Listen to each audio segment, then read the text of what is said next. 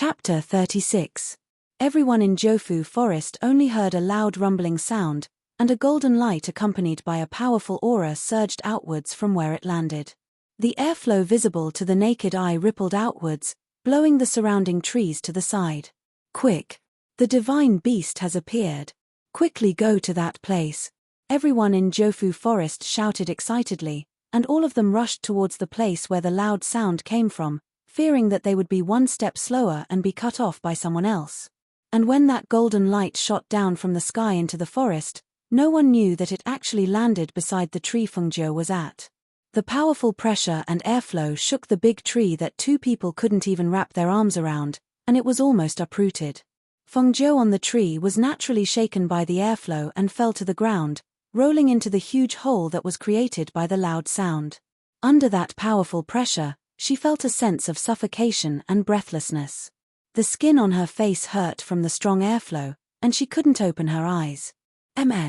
When she fell into the huge hole, her stomach hit a protruding thing below her, and the pain made her groan. It was also at this time that the surrounding pressure and airflow gradually dissipated. Only after the suffocating feeling disappeared did she have the strength to stand up. She also saw that the protruding thing was actually a glittering golden egg. Is that the phoenix egg that appeared in the sky? Her gaze carried a bit of strangeness, and there was no surprise, only doubt. The entire Jofu forest was so big, and it didn't crash anywhere else, but it crashed here. It's a waste not to pick it up. Since it crashed at my feet, then it's mine. After a moment of doubt, she picked up the egg and looked at it. She saw that the golden light on it had dissipated, and the complicated patterns that were originally floating on the eggshell had also disappeared. Other than being golden and several times bigger than a normal egg, she couldn't see anything special about it. Looking around and seeing that there wasn't a single person, she originally wanted to put the golden egg in her Chenkuan bag, but when she opened it, she realized that she couldn't stuff it in. Only then did she remember that the Chenkuan bag could only store inanimate objects, and couldn't store living things. Seeing this, she directly stuffed the golden egg into her bosom, raised her profound energy aura, and used a strange footwork to quickly leave this place. About an hour after she left, the first group of families that came here only saw a huge hole, and the big tree that was almost uprooted and fell to the side. But when they looked at the hole, they saw that it was empty. How can there be nothing? Could it be that someone else beat us to it? The middle-aged man in the lead was sweating from running, and the excitement in his heart turned into anger when he saw the empty hole. Who is it? Who is actually faster than us? Just as he shouted angrily, Murong Yishen and Feng Qingji's group quickly arrived. However, when they saw that there was nothing in the hole, Murong Yishen was still fine, but Feng Qingji's expression changed. Who is it? His fierce and sharp eyes looked towards the other team as he asked anxiously, "Where's the divine beast?" At this time, she didn't know that Murong Yishuan, who was beside her, was looking at her thoughtfully. Because, in Murong Yishuan's heart, Feng Qingge was a gentle and submissive woman. She was considerate and kind-hearted. He had known her since childhood, but he had never seen her with such a fierce and sinister expression. Chapter 37. Feng Qingge seemed to have sensed something as she quickly turned around and saw his thoughtful gaze. Her heart skipped a beat as she hurriedly said, "Brother Murong, I was just impatient." Murong Yishuan smiled elegantly and said in a gentle voice, "It's already extremely rare for an ancient mythological beast to appear in our glorious Sun country. What's more, we saw the divine light land and the mythological beast descend with our own eyes. Actually, there's no need to be too stubborn about whether we can obtain it or not. Everything depends on fate." Brother Murong is right. Qingge was just impatient. She recovered her usual calmness and gentleness as she looked at him with adoration. Who obtained the mythological beast? Suddenly, a voice filled with pressure came from the sky. That voice contained the aura of spiritual energy, and it clearly spread around the forest. Feeling the fluctuation of spiritual energy that was different from profound energy, the people standing at the edge of the hole were shocked. They all looked up and saw a middle-aged man standing on a flying instrument in midair. He stood with his hands behind his back as he looked down at the people below. The pressure of a powerhouse filled the air in an instant and shrouded everyone's body. Everyone only felt a heavy aura as if Mount Tai was pressing down on them. Their chests felt as if a large rock was pressing down on them, making them unable to breathe. Their legs faintly wanted to kneel under this strong pressure. Indeed, some people with lower cultivation couldn't withstand the pressure from above and knelt on the ground with a plop. The blood in their chests churned and blood flowed out from their mouths. Foam Chinga's forehead was also covered in cold sweat from that strong pressure. Her face was pale and her legs went soft. She was about to fall to the ground when Murong Yixuan helped her up. At the same time, he used profound energy to protect her heart meridian to prevent her blood from churning. "Senior, can you retract your pressure and allow this junior to speak in detail?" Murong Yixuan looked at the middle-aged man in midair. At this time, he noticed that there were a few people in midair. Some of them were on swords, some were riding on flying beasts and some were standing on flying instruments. What? The mythological beast disappeared? An old man at the side glanced down and frowned as he said to the middle-aged man who was releasing his pressure, "Retract your pressure and listen to what that brat has to say. Who obtained the mythological beast? Speak quickly." Perhaps it was because the old man had spoken or because Murong Yixuan was neither arrogant nor humble, but after the middle-aged man retracted his pressure, he said in a deep voice, "Speak what you know." Once the pressure dispersed, the people below felt as if a large rock pressing on their chests had been removed. They could finally breathe and recover. When facing such an expert, everyone below naturally didn't dare be disrespectful. Murong Yixuan cupped his hands and bowed towards the people above before saying, "Seniors, when this junior arrived here, there was already no divine beast. I don't know who obtained the divine beast. This junior is speaking the truth. If you don't believe me, you can ask the people over there. They were even one step ahead of us." He looked at the people from the other team. Those people had already panicked under the powerful pressure from above. Naturally, they didn't dare to hide anything. "Yes, yes, yes. When we came here, we didn't see the divine beast. We don't know where the divine beast went. If we got the divine beast, we wouldn't dare to deceive the venerables. 2. Even if he was given 100 guts, he wouldn't dare to deceive a cultivator." Chapter 38. This junior is Murong Yixuan. His voice was gentle as he spoke neither softly nor slowly. "So it's the third prince of glorious Sun Country. No wonder you have such a bearing." The middle-aged man nodded and withdrew his gaze to look at the people beside him. He smiled and said, "Everyone, the divine beast has just appeared and I believe it must still be in 9 Volts Forest. Let's see who can find it first with our own abilities."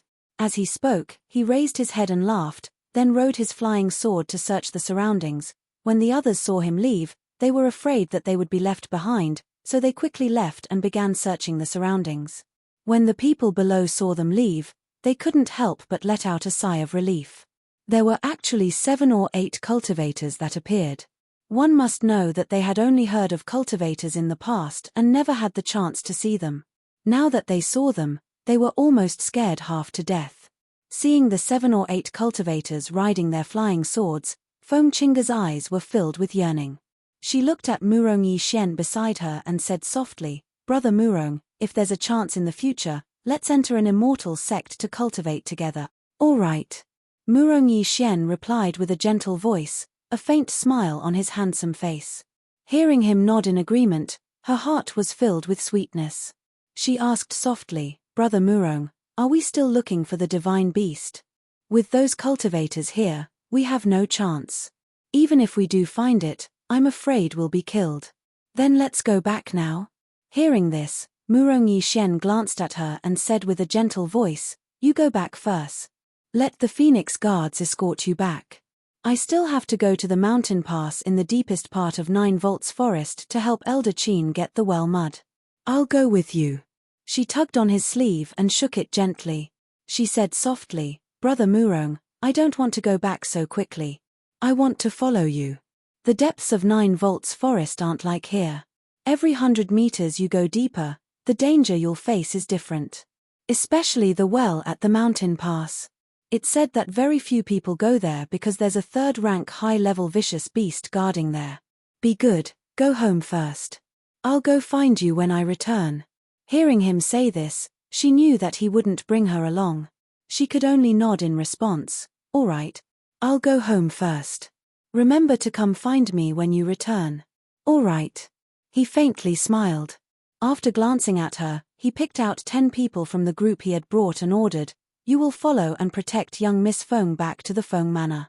If anything happens along the way, I will hold you responsible." Yes. The 10 of them answered respectfully and walked behind the Phoenix Guards. When Feng Qingge heard his words, she felt a burst of sweetness in her heart. Only then did she reluctantly bid farewell to him and let the Feng Wei and the others escort her back first. It wasn't until Feng Qingge had gradually walked further and further away that the smile on Murongyi Shen's face also faded away. His serene and calm gaze deeply looked at their departing figures, then he closed his eyes, concealing the contemplation and brilliance in his eyes. On the other side, Feng Jiu, who had heard the commotion behind him, jumped and rolled down the slope. He held the golden egg in his arms with one hand and pressed his body against the mud wall behind him. He tried his best to use the weeds in front of him to hide himself so that he wouldn't be discovered. In the span of a few breaths, a cultivator stepped on a flying device and flew across the sky. His eyes scanned the forest below, looking for suspicious things. Feng Jiu pressed against the mud wall and didn't move at all. He even held his breath. It wasn't until the figure in the air gradually disappeared that he let out a soft sigh. Phew. That was too dangerous. This egg is troublesome. Chapter 39. She reached out and knocked on the egg, only to hear a knocking sound. She thought, this egg can't be hidden. As soon as she meets someone, it will definitely be discovered. The people flying in the air are still looking for this egg, obviously they won't leave so soon. If she carries this egg to Guan Shalin, not to mention whether she can safely reach him, even if she does, she's afraid that she'll implicate him. What should I do? This is troublesome. She frowned, thinking of the contract method in her mind. Her eyes lit up, and she bit her finger and dripped a drop of blood on the egg. However, the drop of blood wasn't absorbed by the egg. Instead, it flowed down the egg. She widened her eyes. Didn't they say that an unborn beast can be contracted with a drop of blood? Are they lying? She didn't give up and squeezed 2 more drops of blood, but there was still no reaction. In the end, she could only give up. Chem? What's that sound? She tilted her head slightly and looked around. She heard a faint sound that seemed to be coming from underground. Sure enough, when she looked down, she saw that the soil seemed to be half turned up, and there seemed to be something drilling under the soil. A burrowing mouse? It can't be, right? Even a burrowing mouse isn't that big. She put the golden egg into her bosom and wanted to jump away from the turned ground and climb up a tree. However, as soon as she poked her head out, she saw a middle-aged man not far away flying towards her on a flying sword. She was so scared that she instinctively retreated. However, as she retreated, she stepped on the loose soil and lost her balance, falling into the hole under the loose soil. Ah! She cried out in alarm. She only felt her vision turn black, and her body slid down so fast that she didn't even have time to react. Above, just as the Feng Jiu slid down, 2 burrowing mice poked their heads out from the ground. They squeaked a few times and looked around. Not long after, they dug up the soil again to fill up the exposed hole. The middle-aged man who came over on his flying sword looked around, but didn't see anyone here. He also didn't feel anyone's aura. He couldn't help but frown. Did I hear wrong? He scanned the area with his divine sense again and again, but didn't find anything. Only then did he leave on his flying sword. Ah! Underground, Feng Jiu's scream echoed throughout the tunnel. Her body slid down, and she could not see anything in the darkness. She only knew that the tunnel was twisting left and right all the way down. Halfway down, she seemed to have kicked something fleshy. With a squeak, the fleshy thing rolled down with her. Bang! Hiss! Ah! She cried out in pain as her body slid forward. However, she didn't fall on the ground, but on the fleshy thing that had fallen first. Hiss! It hurt so much. As she slid all the way down, one could imagine the friction between her body and the burning pain all over her body. Even so, when she saw the pairs of green eyes around her in the dim light, she was so shocked that she quickly jumped up. Squeak, squeak. Squeak, squeak, squeak. Rats. Her scalp went numb. Judging from the sound, it was a rat, but the size that could be vaguely seen in the darkness didn't seem to be ordinary rats. Moreover, they were surrounding her at this moment. Thinking of the hole that was big enough to accommodate a person, and then thinking of the rats in front of her, her body tensed up. It's a burrowing mouse. Chapter 40. Squeak, squeak, squeak. There were about 45 earth-drilling mice around her, and every single one of them was terrifyingly large. Especially now that they were surrounding her, they were all staring at her and squeaking. With her strength, how was she going to resolve this predicament? Should she kill all 40 to 50 earth-drilling mice? These earth-drilling mice were clearly mutated, so it wouldn't be easy to deal with them. Just as she was thinking, she felt a gust of wind attack her. A earth-drilling mouse on the left squeaked and suddenly pounced on her. She endured the pain coming from all over her body and swept her gaze around. The dagger in her hand instantly swung out, and a faint crimson profound Kai aura accompanied the dagger as it streaked through the air. With a whoosh, it pierced towards that earth-drilling mouse. It was also at this moment that the remaining 40 to 50 earth-drilling mice squeaked and suddenly pounced on her, surrounding her and tearing her apart. Hiss. The pain made her cry out in pain. The biting of 40 to 50 earth-drilling mice did not slow down the speed of the dagger in her hand. At this moment, she was like a killing god as she spun around and waved the dagger, stabbing and pulling it out. There was only one thought in her mind, and that was to survive. Squeak. Squeak, squeak. The number of earth-drilling mouse corpses on the ground increased, and the earth-drilling mice surrounding her no longer dared to approach her. This was because the corpses around her had already piled up into a small mountain, and the thick stench of blood permeated the pitch-black space. As for her, her body was dripping wet and warm. It was her blood, and also the blood of those earth-drilling mice. Come on. Don't dare to pounce on me anymore. Her voice was cold and evil, and her gaze was sharp and cold as it swept across the retreating earth-drilling mice. The bloodthirsty murderous aura and the fresh blood all over her body made her look like a killing god bathed in blood. Just her terrifying bloodthirsty aura alone was enough to make the remaining earth-drilling mice not dare to come forward. Don't dare. Heh. I haven't killed enough yet. As soon as her bloodthirsty voice fell, her figure moved, and the dagger with a cold glint and sharp aura once again pierced towards an earth-drilling mouse. Her speed was so fast that it simply did not allow it to dodge. Squeak. A mournful scream rang out, and a stream of blood splattered out. Another earth-drilling mouse died under her dagger. Creak, creak. The remaining dozen of them screamed and fled into the caves in panic. She pursed her lips and glanced at the caves. Then, she walked towards the direction where the breeze came from. Step by step, she left behind footprints. Every step left behind a drop of blood. After walking for nearly an hour, the first thing she heard was the sound of flowing water. Then, it was the gradually brightening light. Due to the flowing water, the air became a little more humid. At this moment, her entire body was in unbearable pain, but she still gritted her teeth and walked step by step until she arrived at the source of the flowing water. It was a deep pool. The bottom couldn't be seen, but it was extremely clear. The water was flowing, it was just that no one knew where it flowed to.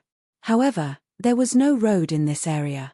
The light was slanting down from above, as if they were at the bottom of a deep valley. The cliffs were covered in moss due to the gentle flow of water, and there were some vines hanging down from the surroundings. She retracted her gaze after a single glance. What she needed to do now was not to leave this place, but to heal her injuries. If he didn't treat the wounds caused by the burrowing rats, he was afraid that they would become infected.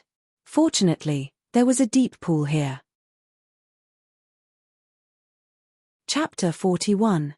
She narrowed her eyes and felt the bone-chilling coldness of the pool, as well as the waves of pain from her wounds. However, after the pain, she felt very comfortable, as if a warm current was brushing past her body. A warm current. She suddenly opened her eyes and looked at her body in the water. At this moment, she sensed a faint aura surging on the surface of the water. It wasn't mystical energy, but pure spiritual energy. Looking at the deep pool filled with faint spiritual energy, she thought of those mutated earth-drilling mice.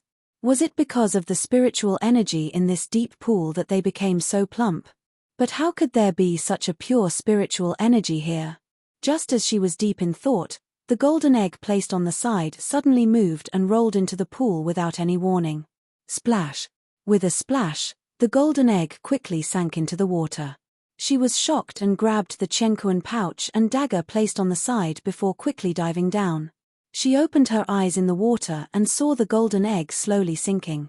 However, the deeper she went, the deeper the clear pool became. It was as if it was a bottomless pit filled with mystery. She was worried that she wouldn't be able to hold her breath if she dived any deeper. She was also worried that she would encounter something at the bottom of the pool if she dived any deeper. Thus, she increased her speed and dived deeper. When she saw that she was getting closer, she reached out to grab the egg.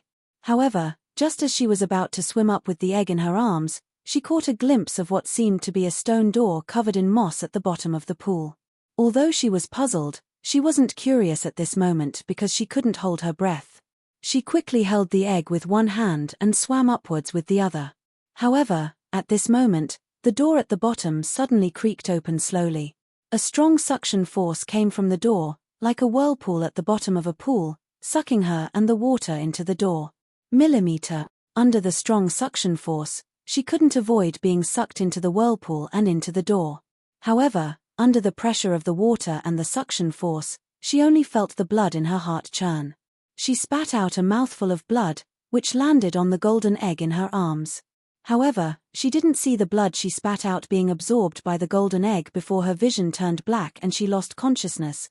It was also at this moment that a faint layer of golden light appeared on the golden egg. The complicated patterns that had disappeared on the eggshell reappeared and gradually extended outwards along with the golden light. The most unexpected thing was that the golden egg, which was originally the size of 2 fists, gradually grew bigger in the golden light. It was still in Fengjiu's arms, but at this moment, it was as big as a big watermelon. On the other hand, a crimson-red pattern of a flaming phoenix appeared between Fengjiu's brows, and her entire body was enveloped by a golden light. Moreover, the wounds on her body were healing at a speed that was visible to the naked eye. With a loud boom, Fengjiu, who had been sucked into the whirlpool, fell to the ground. The water in the whirlpool splashed onto her body. The gravity and pain gradually made her regain consciousness. When she slowly opened her eyes, she was blinded by the golden light. Catcher! The crisp cracking sound startled her. She just happened to see the golden egg in her hands become as big as a watermelon. There was even a crack on its surface. Catcher! Chapter 42. After the eggshell cracked open, what came out was not a little phoenix, but a naked child with his hands and feet together and his buttocks slightly raised. A faint golden light that contained a rich spiritual aura pervaded his body and gradually dissipated. As if he had just woken up, he raised his head slightly and opened his eyes that were as clear as water. He looked at the similarly naked Fengjiu in a daze. After a long while, he seemed to have reacted. Those pair of black eyes glared and 2 clusters of scarlet flames burned inside. He suddenly jumped up, one hand on his fleshy waist and the other pointing at Fengjiu on the ground. His tender voice was filled with disbelief and anger. "You woman! This noble one is an ancient divine phoenix. You actually imagined this noble one as a human brat. Even if he could transform into a human when he grew up in the future, he never thought that he would turn into a human brat when he came out of his shell. He was a little fire phoenix. A little fire phoenix. Because of the contractor's imagination of him before he was born could directly determine whether he would be born as a beast or a human. However, if he was born as a human, he would have to wait until he reached adulthood before he could transform into a phoenix. Who knew how long it would take for him to reach adulthood? Then before he reached adulthood, wouldn't he have to parade around like a little brat? The more he thought about it, the angrier and sadder he became. He wanted to cry but didn't want her to see him make a fool of himself. He could only fiercely glare at the main culprit. Fengjiu was dumbfounded. A little brat really hatched from this egg? All right. Actually, when she received the egg, she had imagined what the phoenix that hatched from this golden egg would look like. Then, She accidentally recalled the cute appearance of a chubby little brat. Right now, she saw this little brat with one hand on his fleshy waist and the other glaring at her. His bare little body and his little elephant trunk swayed in front of her. Her hands itched and she reached out to flick that little elephant trunk. "Ah, you, what are you doing?" A certain arrogant little fire phoenix finally remembered his bare appearance. His little darling being teased made him both embarrassed and angry. He hurriedly retreated a few steps and covered his body with both hands. You shameless woman," he roared in anger and shame. His delicate little face was flushed red, but his young and tender voice didn't make his roar sound intimidating at all. At this time, as if he just saw her naked body, he quickly covered his eyes with one of his hands and turned around. "You're not wearing clothes." This time, even his ears began to turn red. Feng Ju glanced at the overreacting kid and continued to tease him. "I can see your little butt." "Ah, you shameless woman. Shameless, shameless." He was so anxious that he stomped his feet, but he didn't know how to scold her. All he could do was shout, "Shameless." Feng Ju was amused and couldn't help but chuckle. At this moment, she lowered her head and noticed that all the wounds on her body had healed. A hint of surprise flashed through her deep eyes. Her eyes moved slightly as she thoughtfully looked at the little fire phoenix, who was now covering its little butt with both hands. Was it because of this little brat? She took out a piece of cloth from her universe bag and wrapped it around her chest. Then she took out a set of men's clothing and tied it with a belt. Only then did she reach out and hug the naked little brat. "Ah, you, what do you want to do?" Chapter 43. Who would have thought that Feng Jiu would take out a set of clothes from her heaven and earth pouch? Using a dagger, she changed it a bit and put it on the little guy. "Just put up with it for a bit. When we get out, I'll buy you a red doo-doo to wear," she said with a smile. As she spoke, she even slapped his chubby little butt. "All right." She turned him around and looked at the angry little guy, feeling that it was very interesting. "This senior won't wear that plaything," he muttered, looking at the woman who kept touching and slapping his body with annoyance. "I thought that after the egg cracked open, a phoenix would come out. I never thought that it would turn into a little brat." "Ari, then will you become a phoenix?" she asked curiously. It would have been better if she didn't mention it, but once she mentioned the arrogant little fire phoenix, he became angry. "You still have the nerve to say that. This senior is an ancient divine beast, but this senior was born in the form of a human. This is all your fault." Feng Jiu rubbed her nose. "How would I know that my random fantasy would come true?" "Humph." He gave a heavy snort. Crossing his arms in front of his chest, he angrily turned his head away, not looking at her. Feng Jiu smiled without caring. She stood up and looked around. "I never thought that there would be a place like this at the bottom of the lake." Thinking about the suction force that pulled her in, her brows slightly knit together. "I really don't know how such a woman became my contracted master. She's ugly, weak, and likes to touch people's butts. She's a completely perverted woman." At this time, the little fire phoenix was hugging the eggshells and eating them. As he ate, he muttered to himself. From time to time, he would throw a resentful look at Feng Jiu. Feng Jiu didn't know whether to laugh or cry. She reached out and flicked his little head. "Little guy, whether you're willing or not, you're already my person. From now on, you'll follow me." As she said this, she looked at him with a strange gaze. "Also, are you that hungry? You can even eat those eggshells." Little fire phoenix rolled her eyes and turned her head away arrogantly, ignoring her. His eggshell was good stuff. Eating it could not only increase his strength, but it could also increase his body's nutrition. That woman didn't know anything. She was an idiot. "All right, let's go. Let's see what's so special about this place that it has such a suction force that could suck us in," Feng Jiu said as he walked inside. It could be seen that this was a secret palace that had been abandoned for many years. However, it was unknown how this secret palace was not submerged by the water at the bottom of this deep pool. Little fire phoenix hugged the eggshell and ate as he followed behind her. From time to time, he would look at the figure in front of him. He felt that this woman was very strange. She was very weak, but she didn't panic even in such a place. I've waited for so many years, and finally, someone has come. The heavens haven't forsaken me, the heavens haven't forsaken me, ha ha ha ha. Suddenly, a deep and arrogant voice came from the secret mansion. The excitement in the voice caused a powerful pressure to vibrate and reverberate in the air. What was strange was that she didn't feel the slightest discomfort when she saw the powerful pressure that was visible to the naked eye rippling in the air like water. Was it because she had contracted with the ancient mythological beast, the fire phoenix? Thinking of this, she couldn't help but look at the little guy behind her who was gnawing on the eggshell. Chapter 44. Why are you looking at me again? The little guy glared at her. Fengzhou smiled, then suddenly turned around and pinched his tender little face.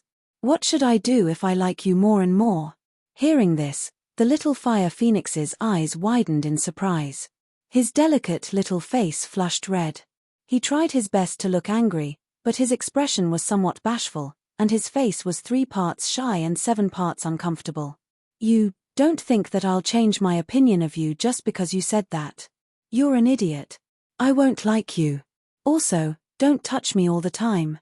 You're not like a woman at all. After saying that, he proudly looked away, not looking at her. Fengzhou smiled. She felt that this little brat's awkward and shy appearance was really cute. Little girl, come here, let me have a good look. That deep and arrogant voice resounded once more, and this time, it was accompanied by a suction force that sucked Fengzhou's entire body into it.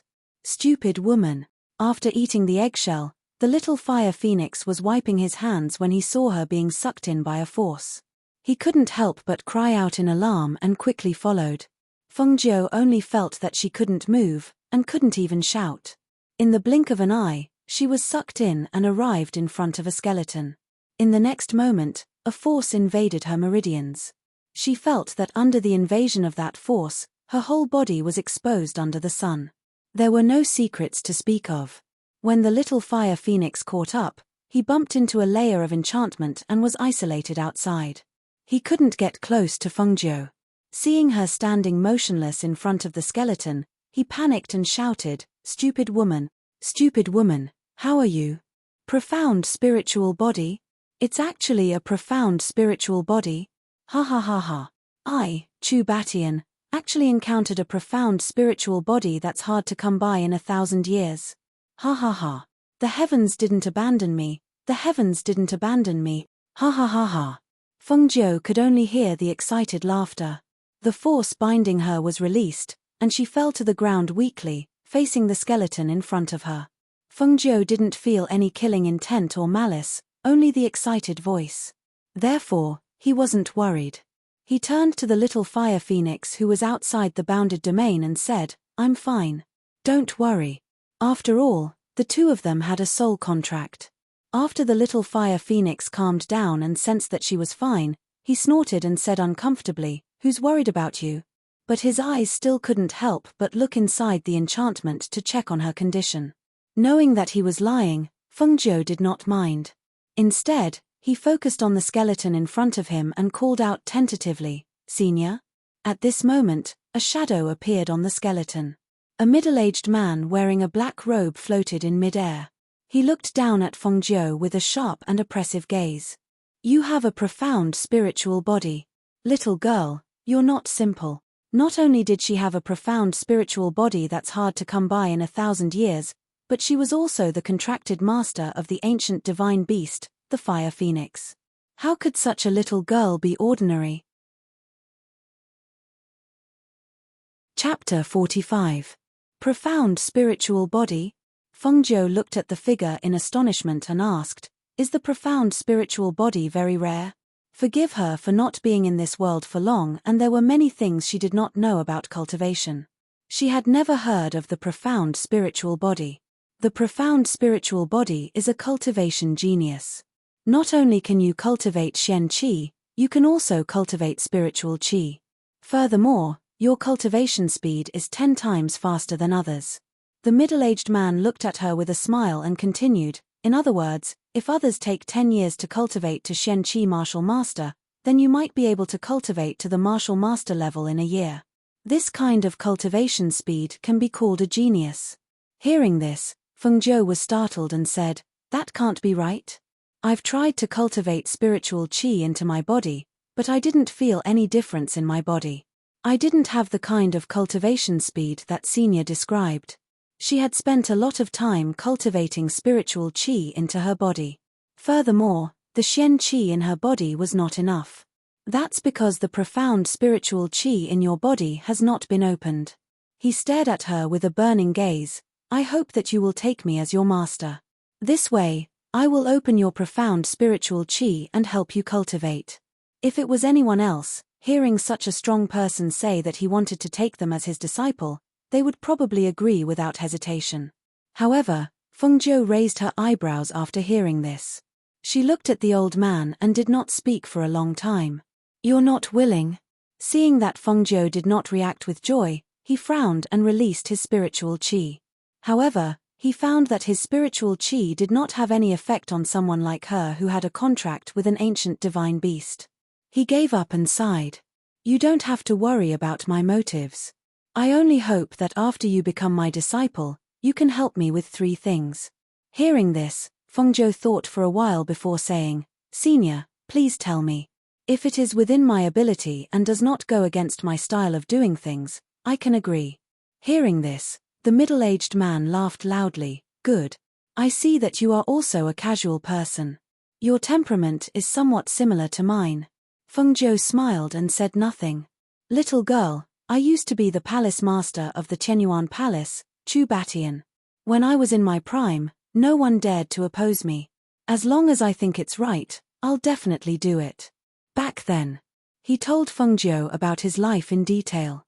Feng Zhou also listened attentively. From his words, he knew that he was a willful person, but because he was too willful, he was regarded as an evil demon by the orthodox immortal sects. He had a treasured sword that could cut through iron as if it were mud, named Qingfeng. A righteous immortal had coveted his Qingfeng treasured sword and slandered him for massacring a mortal village, causing him to be hunted down by powerful cultivators from all over the world. As a martial emperor, he was not afraid of those cultivators who were weaker than him. However, they had captured his clansmen and threatened him. As a result, he had escaped with serious injuries and died in the end. For so many years, he had been waiting for a fated person to come here and receive his inheritance, rebuild the Chenyuan Palace for him, and fulfill his wish. The first thing is to rebuild the Chenyuan Palace. What about the second and third things? The second thing is to enter the Thousand Sword Tomb and retrieve the Qingfeng sword. As for the third. Chapter 46.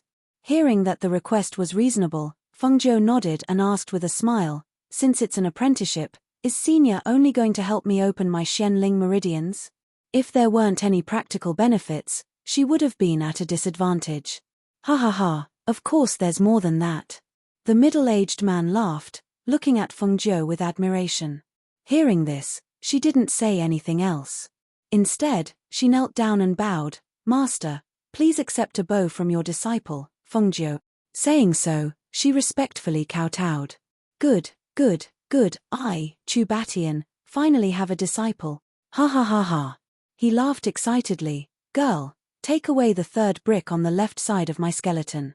There's something I want to give you inside." "Okay." Feng Zhou replied and knocked on the third brick. It was indeed hollow. Using a dagger, she pried open the brick and took out a small wooden box. "Master, why can't I open it?" The small wooden box wasn't locked, but she couldn't open it. "That's a seal I placed on it. Normal people wouldn't be able to open it," Chu Batian said with a smile. With a wave of his hand, a ray of light shone on the box. "All right, take out the thing inside." Feng Zhou opened the box again, but this time, it opened easily. However, there was only an inconspicuous ring with some embroidery on it. Frowning, she asked, "Master, is this the treasure you were talking about?" She took it out and looked at it, but couldn't see anything special about it. "Haha, I really don't know where you came from. Haven't you heard of spatial rings?" Chu Batian shook his head and laughed. "Don't look down on this ring. It's not an ordinary spatial ring. Aside from being able to store things, it's a world of its own. Even living things can be placed inside. Also, The time when food is placed inside is still, so it won't spoil. It's that amazing. How did Master get such a treasure? This should be even more priceless than the Qingfeng sword. With something like this, who would want his Qingfeng sword? I got this spatial ring by chance. Back then, I only thought of it as an ordinary item, so I didn't know it was a spatial ring. After all, it's impossible to find a spatial ring in this place. It was only after I was heavily injured that I dripped a drop of my blood into the ring that I knew it was a spatial ring. Speaking up to here, he paused and continued, ever since I died, the soul contract with the ring's soul. You only need to drip a drop of blood to bind it, and you'll be able to enter it. There are all the treasures that I've collected in my life. These are all the treasures I've left for you. I can to myself to enter the spatial ring, she thought. Chu Baishan's right. If I to Chu Batito the spatial ring to Batian and to be to hide to hide to hide. Chu Batian didn't know what Chu Batian was thinking. If he knew, he would definitely be pissed to death. How could she only think of using such a treasure to hide? The owner of the spatial ring can enter it. However, there seems to be a barrier inside the ring. Back then, I was like a lamp that ran out of oil, so I couldn't figure it out. I only know that it can store living things. As for the rest, you'll have to slowly explore it in the future. Chapter 47. Hearing this, Fengjiu raised her head to look at him. Seeing that the shadow was gradually weakening, she stepped forward. She knew that this shadow was floating in the air because of the last strand of his essence blood and divine sense. Once that strand of essence blood and divine sense was exhausted, he would disappear from this world forever. Steady your mind and calm your heart. The process will be a little painful, but you must endure it. Chu Batian said in a low voice. Only then did he envelop her with the last of his essence blood. A visible light surged through Fengjiu's body, seeping into her meridians and expanding them. Pain. A heart-wrenching pain. All the meridians in her body were being forcefully expanded by a strong flow of energy. From small to large, it was as if they would explode at any time. The pain caused her to break out in a cold sweat. It was more unbearable than someone cutting her with a knife. But she clenched her teeth and didn't make a sound. Her hands were tightly clenched into fists, her nails piercing into her palms, causing traces of blood to seep out. Little Fire Phoenix, who was outside the enchantment, saw her pale face. It was a little worried and paced back and forth outside. It wanted to make a sound but was afraid of disturbing her. It could only watch her suffer the pain of her tendons expanding. About an hour later, the aura that had enveloped her finally dissipated, and she fell to the ground weakly, gasping for air. Seeing this, Little Fire Phoenix was a little anxious. He hurriedly shouted, "Stupid woman? How are you?" Fengjiu endured the weakness in her body and stood up. Looking at the shadow, she asked, "Master, how are you?" "I'm already an ancient person. I've been guarding the last of my essence blood and divine sense for a disciple like you. I have no regrets." Chu Batian looked at her and said, "Girl, before you're strong enough to protect yourself, you must remember to keep a low profile. Don't let anyone know that you have the profound spiritual body. Otherwise, you'll attract a fatal disaster. The world of cultivation is cruel. Even if you're a natural genius, you still have to grow up." "Yes, Master, I understand." She nodded as warmth flowed through her heart. "Master is unable to give you any pointers on cultivation. When you go back, carefully look at the cultivation methods in the space. In the future, I will find a master to give you some pointers. But you must remember, you must always be on guard against others. You must not let a second person know that you have a rare treasure." "Yes." She smiled. At this moment, she finally admitted that he was her master. "You won't be able to walk out of this deep pool. I'll send you all to the 1,000-sword tomb in the end. After you find the azure edge sword, don't easily show it to others. Otherwise, the azure edge sword will also bring you trouble." He warned again. "Master, after entering the 1,000-sword tomb, how can I find the Qingfeng sword? The 1,000-sword tomb is a place where swords are buried. However, not everyone who enters the 1,000-sword tomb will be able to find a suitable sword. Swords have spirituality and will choose their own masters. The azure edge sword is even more so. He paused for a moment before continuing. However, you have a strand of my essence blood. This strand of essence blood can help you sense the location of the azure edge sword. However, whether or not you can obtain the azure edge sword's approval will depend on you. If you can't obtain the azure edge sword this time, in the future, you must take it out of the Thousand Sword Tomb. Yes. She responded and saw him wave his hand. The enchantment dissipated and the little fire phoenix ran in. Chapter 48. When Fengjiu regained her senses, she and little fire phoenix were already in the sword catacomb. As far as the eye could see, it was filled with swords, as well as the sharp sword aura in the air. She lowered her head to look at the little fellow who was tugging at the corner of her clothes, then opened her hand to reveal an unremarkable ring. She bit her finger and dripped a drop of blood on it. The originally embroidered ring flashed with light and actually returned to its original state, but it was still unremarkable. She put the ring on her finger and it automatically became compatible with her finger. She injected her divine sense into it and sure enough, it was as her master had said. There was a space inside with many spells and treasures. When she wanted to explore further, she found that she was blocked by a force. She stopped her senses and did not explore further. Instead, she looked at the mountain of swords and sighed, "We actually have to find the green edge sword among so many swords. Looks like it's not that easy. Even if we can't find the green edge sword, we can still find something else. There are many good swords in the sword catacomb." Little Fire Phoenix instinctively continued her words. However, when he spoke, he seemed to have thought of something. He glared at her and said arrogantly, "Don't think too much, I'm not thinking for you." All right. Fengjiu smiled and held his soft little chubby hand and walked inside. "Let's go. Since we're here, let's walk around.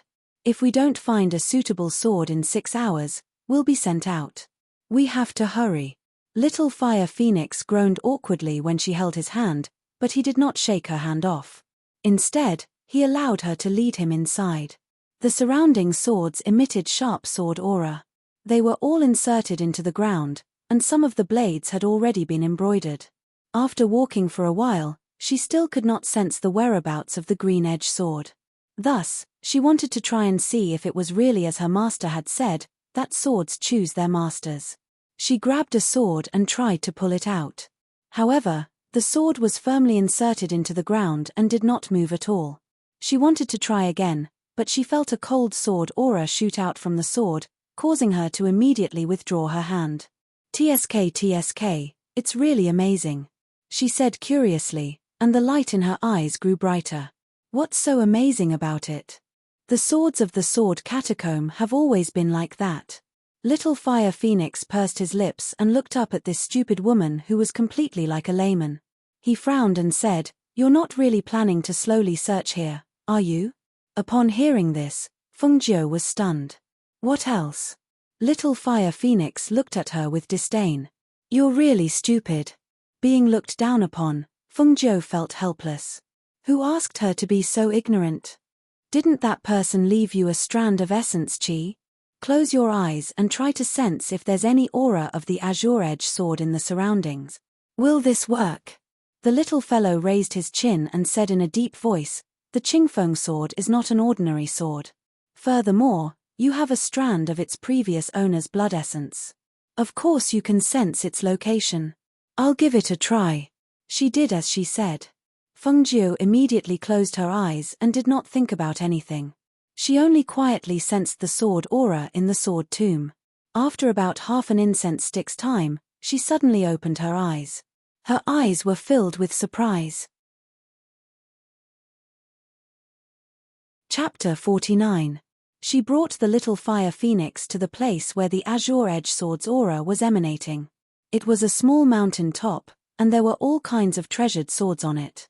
The azure edge sword was at the very top of the mountain top, and at this moment, there was a sharp sword aura floating on the sword, and a low sword hum entered her consciousness, causing her mind to tremble. "Is that the azure edge sword?" She stared at the sharp sword emitting a cold light at the top of the hill, and she felt her blood boiling. This feeling was very strange. Buzz. A sword hum was transmitted into her ears.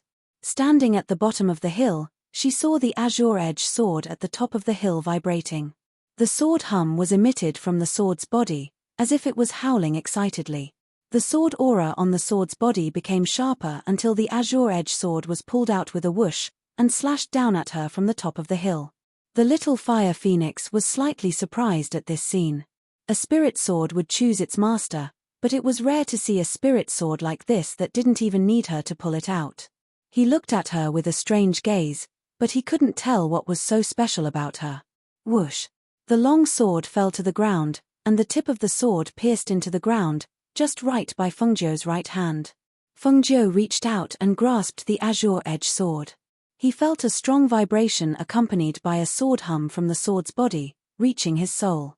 He used a little strength to pull the sword out. With a whoosh, the sword emitted a cold light, and the originally rusty treasured sword looked as if it was newly forged. Seeing the sword's body emitting a faint green light, and the 3 words engraved on the sword's body emitting a layer of cold light, she couldn't help but praise, "What a good sword." With a twist of her hand, she waved the sword, and the biting cold sword aura cut through the air, extremely sharp. Master must have never thought that the azure-edged sword would choose me as its master. She smiled lightly, and put the azure-edged sword into her interspatial ring. Only then did she realize that it hadn't even been 6 hours, and they still couldn't get out. Since we can't get out now, why don't we find a place to sit for a while? It's a good opportunity for me to see what kind of books there are in the space. As she spoke, she led the little fire phoenix to a place where the sword chi wasn't so strong. Just as she was about to take out a book that could conceal one's aura from her space, she suddenly felt the little fellow's gaze on her face. She looked up and asked with a smile, "What's wrong?" Caught peeking, he quickly averted his gaze and averted his eyes in embarrassment, not daring to look at her. But he couldn't resist the curiosity in his heart, so he hesitated and asked, "Why are there so many scars on your face?" Now that he mentioned it, she remembered that she had been soaked in the water for a while. The medicine on her face had long been washed clean, revealing her scarred face. She reached out and touched her face. "A bad woman took a knife and scratched my face." Her tone was a little careless, but the coldness in her eyes was hard to detect. Little Fire Phoenix frowned. "Then you won't fight back?" "I can't beat her," she said with a smile. She thought to herself, she wasn't the same person back then. If it was her, she wouldn't have ended up in this state. "That's why you don't believe me when I say you're weak. But that's fine, as long as this lord is strong, this lord will protect you in the future." Chapter 50. Hearing his words, Fengzhou's eyes carried a smile as she reached out to pinch his tender little face. "Didn't you dislike me a lot? This sovereign does dislike you, but you're my person. This sovereign can bully you, but how could I let others bully you?" The little fellow spoke in a spirited manner, but it was a pity that his tender voice was so soft that it didn't have any power at all. "With your small body," she raised her eyebrows and revealed a light smile, "you'll probably fall with a single push." Seeing that his strength was being doubted, he immediately stood up and loudly said, "This sovereign is the ancient divine beast Flame Phoenix. Although I'm still in my infancy, this sovereign has received an ancient inheritance, so my strength is very strong." "Good, good, good. Then tell me, what do you know?" She lightly smiled, a bit disapproving. After all, he was just a 3-year-old little brat, how strong could he be? Don't look at this sovereign's child appearance. This sovereign's strength is even stronger than a nascent soul cultivator. If it wasn't for that person's divine sense restraining the secret palace, that barrier wouldn't have been able to stop this sovereign. The little fellow slightly raised his chin, looking at Fengzhou with an expression that said, "I'm very strong." She couldn't help but slightly raise the corner of her lips as she looked at him with a gaze of worship. "So you're actually this strong?" "Of course." His face was full of pride and his eyes were in high spirits. "But no matter how strong you are, you're still only my contracted beast. I'm still your master." She smiled as she reminded him of the fact that he wanted to forget. Sure enough, she saw his entire body wilt as he looked at her with hidden bitterness. "That's right, why don't you enter the space first? Otherwise, A little brat like you will definitely attract attention if you appear in the 9 volts forest. If those cultivators find out that you're the little fire phoenix, then it'll be terrible. Because when her master sent them over, he said that they would still appear in the 9 volts forest after leaving the sword tomb. Because they were originally under the 9 volts forest, he could only send them out of the water, but he couldn't send them out of the 9 volts forest. The little fire phoenix who originally wanted to refuse reluctantly nodded after hearing her words. Because her strength was too weak, and although he was strong, it would be troublesome if he went out and attracted attention. Good girl. Seeing him nod, Fengzhou picked him up and kissed him. Seeing his little face turn red and his shy expression, Fengzhou couldn't help but laugh. Fengzhou used his spiritual will and the little fire phoenix entered the space. 6 hours later, a vortex appeared in the sky above the sword tomb, and then she was sucked into it. Where is this? She looked at the place where she suddenly appeared. It seemed like she was still in the 9 volts forest, but there wasn't a single person in the surroundings. Not even a single beast could be seen. It was so quiet that it was somewhat terrifying. Furthermore, it was already night time. Phew. It's cold. She rubbed her arms and thought as she walked through the forest, I wonder if Guan Shalin is still waiting for me there. After walking for a while, they suddenly heard the sound of fighting. Fight! Her eyes flashed with surprise. She immediately held her breath and quietly searched for the voice. When he arrived behind a large tree and poked his head out to take a look, he couldn't help but blink his eyes in astonishment when he saw the familiar figure. Uncle? It was actually him again. Counting the previous 2 times, this was the 3rd time they met. She and he were indeed fated to meet 3 times in just a few days. Chapter 51. She watched from behind the tree and was surprised to find that he was holding a long sword that was 3 fingers wide. The sword was sharp and murderous, and his whole body was filled with a breath that was visible to the naked eye. It was not Xian Qi, but spiritual Qi. There was no doubt that he was a cultivator, however, there was something wrong with him now. Although he was trying his best to suppress it, what was the layer of white frost that condensed on his beard, eyebrows, and face if it was not frost? Frost. Why was there suddenly frost on his body? Ah! With a mournful scream, the last black-clothed man's chest was pierced by a cold sword.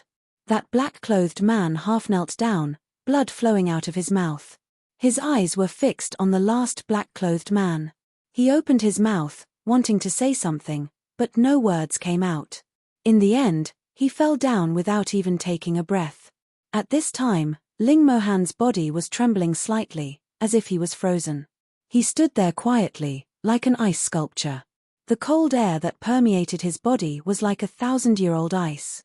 She could feel the coldness even though she was hiding 10 meters away. Bang! He fell straight down, his body trembling on the ground and gradually curling into a ball. Not only that, the frost on his face seemed to be thicker and thicker. Seeing that the situation was not right, she quickly ran over. Uncle? Uncle, what's wrong with you? She came to his side and squatted down. She was about to help him up, but when she touched him, she felt a piercing cold. Hiss! It's so cold. She instinctively retracted her hand and looked at the person who opened his eyes and looked at her with some astonishment. Why was he so cold? If it went on like this, wouldn't he be frozen to death? He just looked at her and closed his eyes again. His lips were gradually turning purple. Seeing that his situation was not good, she gritted her teeth and endured the piercing cold. She checked his pulse and could not help but be shocked. This is 1,000-year-old cold poison? She opened her eyes wide in astonishment, somewhat incredible. There was a cold energy flowing through his meridians. It was this extremely cold energy flowing through his body that caused him to be like this. Moreover, this extremely cold energy was clearly a cold poison. Moreover, it was not an ordinary cold poison, but 1,000-year-old cold poison. Suddenly, he heard a faint sound of movement in the night, as well as a murderous aura. Judging from the movement, there were no less than 20 or 30 people. Her eyes turned cold as she calculated in her heart. Seeing that there was no place to hide, she injected her profound qi into her finger and pointed it at his fainting point. In the next moment, She used her divine thought to bring him into her space. The moment the two of them disappeared, 30 men in black surrounded them with swords in their hands. The leader frowned when he saw the dead men in black. His voice was gloomy and filled with hostility. His aura was still here just now. He couldn't have gone far when the frost poison flared up. Cert. Yes. The black-robed men replied in unison. Then, they split into several groups and flew in different directions. At this time, in the space, little Fire Phoenix was glaring at Fengjiu angrily. She didn't expect that she would bring in a man who was emitting a bone-chilling aura. At this time, Fengjiu had no time to pay attention to him. He was busy using his qi to protect Ling Mohan's heart meridian. If his heart meridian was also frozen, then he would not be far from death. Chapter 52. At this time, Fengjiu's face was no longer as lazy as it usually was. She put one hand on his chest, and with a serious look in her eyes, she said firmly, "He helped me. I can't let him die." Little Fire Phoenix was stunned by her expression and could only ask in a small voice, "How do you want to save him? This 1,000-year cold poison is something that even I can't help with." "No, you can help." Fengjiu suddenly revealed a meaningful smile. Hearing this, Little Fire Phoenix blinked his eyes and was a little curious. Just as he was about to ask what she meant, she unbuttoned his clothes, revealing his chest that was suffused with white frost. She injected profound energy into her hands and pressed on the acupuncture points on his body. "Come here." She suddenly stopped and looked at Little Fire Phoenix. "Ah, what are you doing?" Although he didn't understand, Little Fire Phoenix still stood up and walked over to her side. Fengjiu gave him an unbelievably gentle smile, causing goosebumps to rise all over his body. But in the next moment, he let out a scream. "Ah, my hand. My hand is bleeding. You woman, what are you doing?" He looked at her angrily, his heart full of grievances. "Lend me some of your blood. It's just a small wound, I won't need much blood." She pulled his little hand to Ling Mohan's lips and dripped the blood from her finger into his mouth. As soon as the blood of Fire Phoenix entered his mouth, the cold poison in his body gradually dissipated, as if it was being suppressed.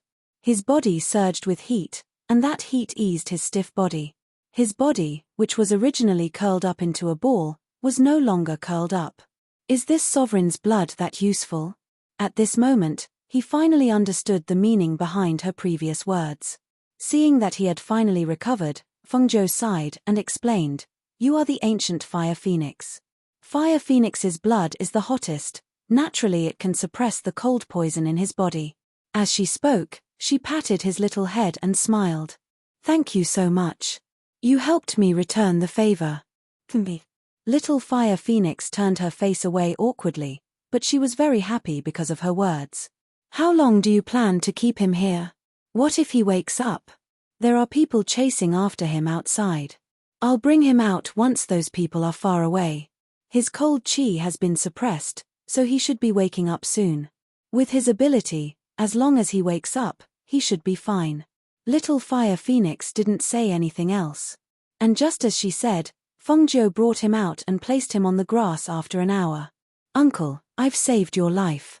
I still have something to do, so I'll take my leave now." Seeing his eyelashes move slightly, she knew that he was about to wake up.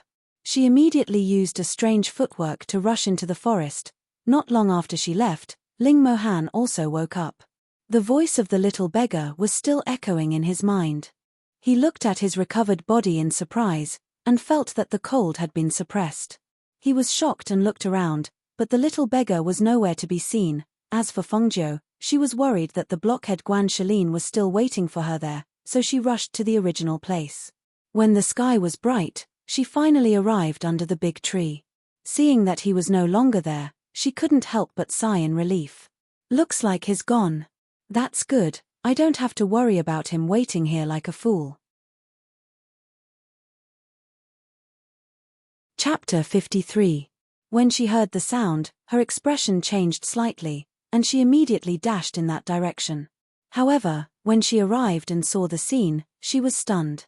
She only saw the man covered in blood fighting with a fierce tiger with his bare hands.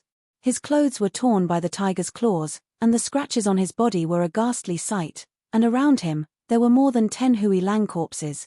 Just when she was shocked that he could kill more than 10 Hui Lang alone and fight with a fierce tiger, she saw him clench his fist, and a surge of dark force filled his fist. With a loud bang, he sent the fierce tiger, which weighed hundreds of kilograms, flying. Awoo! The fierce tiger screamed and fell heavily to the ground, rolling a few times.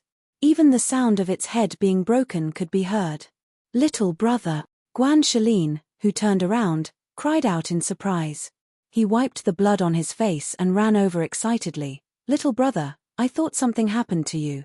Be careful. Before he could finish his words, his expression changed. He cried out in alarm and threw himself at him, pushing him away forcefully with both hands. He was so fast that Feng Jiu, who had turned around after sensing the danger behind her, couldn't dodge in time and was pushed to the ground. Awoo! Hiss! The fierce tiger's roar was accompanied by Guan Shalin's screams. Little brother, run, run! The sudden turn of events stunned Feng Jiu. She looked at Guan Shalin, whose shoulder was bitten by the fierce tiger and was dripping with blood. Her eyes turned red, and she suddenly jumped up, pulled out her dagger, and rushed over. Damned beast! She pounced forward and grabbed the fierce tiger's fur, and the dagger in her hand pierced into its neck. Awoo! The fierce tiger screamed in pain, but it refused to let go of the person in its mouth. It wasn't until Feng Jiu's dagger once again pierced into its head that the fierce tiger fell to the ground, twitching on the verge of death. Guan Shalin. How are you, Guan Shalin? She hurriedly pried open the web between his thumb and index finger and pulled him out. Looking at his shoulder that was bleeding profusely and his right arm that was hanging limply, her heart trembled slightly. Such an injury. His hand. Little brother, are you hurt? He asked worriedly in a weak voice. Hearing his words, her heart clenched tightly. Her heart ached and her eyes became slightly hot. She could only take out medicine to stop the bleeding and sprinkle it on his wound while cursing. Do you think your life is too long? Who asked you to save me? I could have avoided it, so why did you push me? No one had ever stood in front of her without any regard for their own life, but he, this foolish blockhead, had done so. What an idiot. He was so stupid. But for the first time, a corner of her cold heart was shaken. A strange feeling made her heart ache, and her slightly hot eyes seemed to be covered with a layer of mist. She couldn't see his face clearly. I'm sorry. I was in a hurry and forgot. He pulled out a simple and honest smile. But because his injuries were too serious, his face was too pale, and his body was covered in blood, he looked like he could die at any time. Little brother, don't cry. I'm fine. I'm just a little tired. I want to sleep for a while. Chapter 54. The warm sunlight shone into the forest and onto Guan Shalin's face. He frowned slightly and moved the fingers on his left hand. After a while, he slowly opened his eyes and stared blankly at the sunlight that shone through the leaves above his head. You're awake. The soft voice made Guan Shalin startled. Little brother? He wanted to sit up, but the wound on his body was pulled and he gasped in pain. You're still injured. Don't move. Feng Jiu held him down and looked at him with a complicated gaze. You don't even know my name. Why did you protect me with your life? Little brother, are you angry?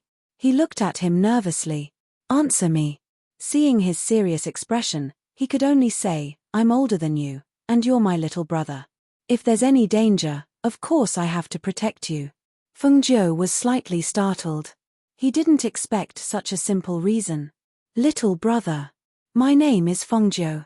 She suddenly opened her mouth and looked at his stunned face. And, I'm a girl. www.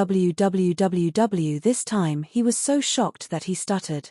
No matter how he looked at him, he didn't look like a girl. Which girl would dare to face a pack of wolves alone like him? Moreover, he always thought that he was him, and never thought that he was actually her.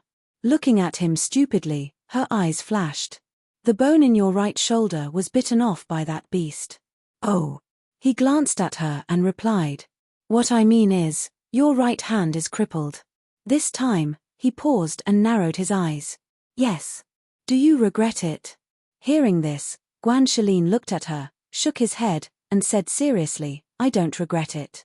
If I didn't block it and it bit you, you might not have survived. I'm a man, and I'm strong. It's just one arm, so it's fine. I can't hold a sword with my right hand, so I'll practice with my left hand. Hearing this, Feng Zhou was startled for a long time. After a while, he revealed a smile. You really are an idiot. Little brother, no, Xiao Ju, I'm not stupid. I'm just more honest. He grinned and chuckled, not at all dispirited by his crippled right hand. Would an honest person say that he's honest? She raised her eyebrows and looked at him. She secretly decided that she would definitely cure his right hand. Xiao Ju, did you encounter any danger when you went to pick herbs? Why are you gone for so long? Thinking about how he had waited there for an entire day and night without seeing her return, he thought that she had encountered another ferocious beast, so he wanted to run over to look for her. Unexpectedly, he was besieged by wolves and tigers. There was an accident, and I was chased by 2 bears all over the forest. Are you hungry? I'll go hunt some wild animals nearby and roast them. She briefly explained, not intending to say much about what she had encountered in the past day and night. I'm hungry, but don't go too far, he said worriedly. Got it. She smiled, got up, and walked around. A few days later, in Zhoufu Forest. During this period of time, the two of them had become closer. Knowing that Feng Zhou was alone, Guanshelin shouted that he wanted to acknowledge her as his sister. Feng Zhou couldn't persuade him, and also felt that it was a good idea to acknowledge him as an older brother. Thus, the two of them performed a simple ceremony to confirm their sibling relationship. Chapter 55. Yes, sure. Let's leave this place first. For her, it didn't matter where she went. Thus, the two of them left without hesitation and headed towards Stone Forest Town. 2 days later, in Stone Forest Town, Guanshelin's clothes were tattered and stained with blood. His handsome face was covered in black patches, and his muscular arms made him look like a savage. As for Feng Zhou, his white clothes had turned grey, and his face was smeared with medicine. He looked dirty and messy, no different from a beggar. When the two of them entered Stone Forest Town, they naturally attracted a lot of disgusted gazes. Even the people who passed by them avoided them as much as possible to prevent them from bumping into them. The atmosphere in town is really different. Feng Zhou took a deep breath. He could smell the fragrance of various snacks in the air. Xiao Ju, let's change our clothes first. Otherwise, the inns won't let us in, Guanshelin said as he tugged at his tattered clothes. Okay, let's see if there are any ready-made clothing stores nearby. As she spoke, she looked around. Suddenly, her gaze fell on a certain spot. She pulled Guanshelin over and said, over there. There's a shop over there. Wait. He hurriedly pulled her back and asked in a low voice, Xiao Ju, do we have money? How can we buy clothes if we don't have money? She was speechless when she heard this. How can we not have money? Don't worry, I have money. As she spoke, she waved the bag at her waist. Let's go. Let's not talk about 1 set, even 10 sets won't be a problem. After hearing that she had money, Guanshelin grinned. The two of them walked towards the ready-made clothing store together. Bro, you should wear this. It suits you. She picked up a black robe. The quality was not bad, and she let him try it on. Okay, I'll take this one. He had no objections. He took the clothes and walked inside. Not long after, he finished changing and walked out. Seeing that she was picking out men's clothes, he said, Xiao Ju, why are you picking men's clothes? We're back in town now. Don't wear men's clothes. Wear a dress. Girls should wear dresses to be beautiful. When he was in the family, the girls liked to wear dresses, and they would buy more than 10 sets at a time. Therefore, he thought that his sister should also wear dresses and not dress like a beggar. Men's clothes are more convenient. As she spoke, she was about to hand the selected men's clothing to the shopkeeper, but he pulled her to the women's clothing section and called the shopkeeper over. Come, help me take this, and that one down for my sister. Seeing this, Feng Zhou didn't know whether to laugh or cry, but she gave up after thinking about it. Now that she was in town, she didn't have to wear beggar's clothes, so why not change back to women's clothes? "Give me those red sets," she said to the shopkeeper. The shopkeeper didn't expect this little beggar to be a girl, but he hurriedly took out the red dresses. "Do you have a veil? Give me a few more red veils." As she spoke, she picked out a few more sets for Guanxaline. Then, she took out the money and said, "Bill. Xiaoju, aren't you going to change?" She smiled and said, "You can change into a new one. Mine isn't torn, but it's a little dirty. Later, I'll find an inn to take a bath first. Otherwise, it won't be comfortable wearing new clothes." That's true. He nodded and found an inn nearby with her. "Xiaoju, go take a bath first. I'll guard the door for you." Outside the guest room, Guanxaline took a step forward, intending to be the door god. Seeing his posture, Fengjiu couldn't help but laugh. "No need. This is an inn. I can just close the door. There's no need for you to guard the door for me. You should go take a bath too. I'm hungry. Wait for us to go out and find food." As she spoke, she pushed him towards the next room. Hearing that she was hungry, Guanxaline could only compromise. "Okay. Remember to close the door. I'll wait for you here after I'm done." She replied, then turned and entered the next room. She closed the door and walked into the inner room where the water was already prepared. Perhaps because it was his first time being someone's brother, Guanxaline was very protective of Fengjiu, especially after he found out that she was a girl. After a quick bath, he dressed and left the room. He stood guard outside the door of the next room, which attracted many strange looks from the guests passing by. Fengjiu took a long time to take a bath. It took about an hour before the door opened from the inside. When Guanxaline heard the door open behind him and turned around, his eyes couldn't help but widen. Shock and disbelief appeared on his face. "Xiaoju?" Fengjiu replied. Under the red veil, the corners of her lips curled up slightly, and a smile bloomed on her face. Although her face was disfigured, her figure was excellent. Her exquisite and graceful curves matched with the dazzling red dress made her look like a dazzling sun. She was so beautiful that people couldn't look straight at her.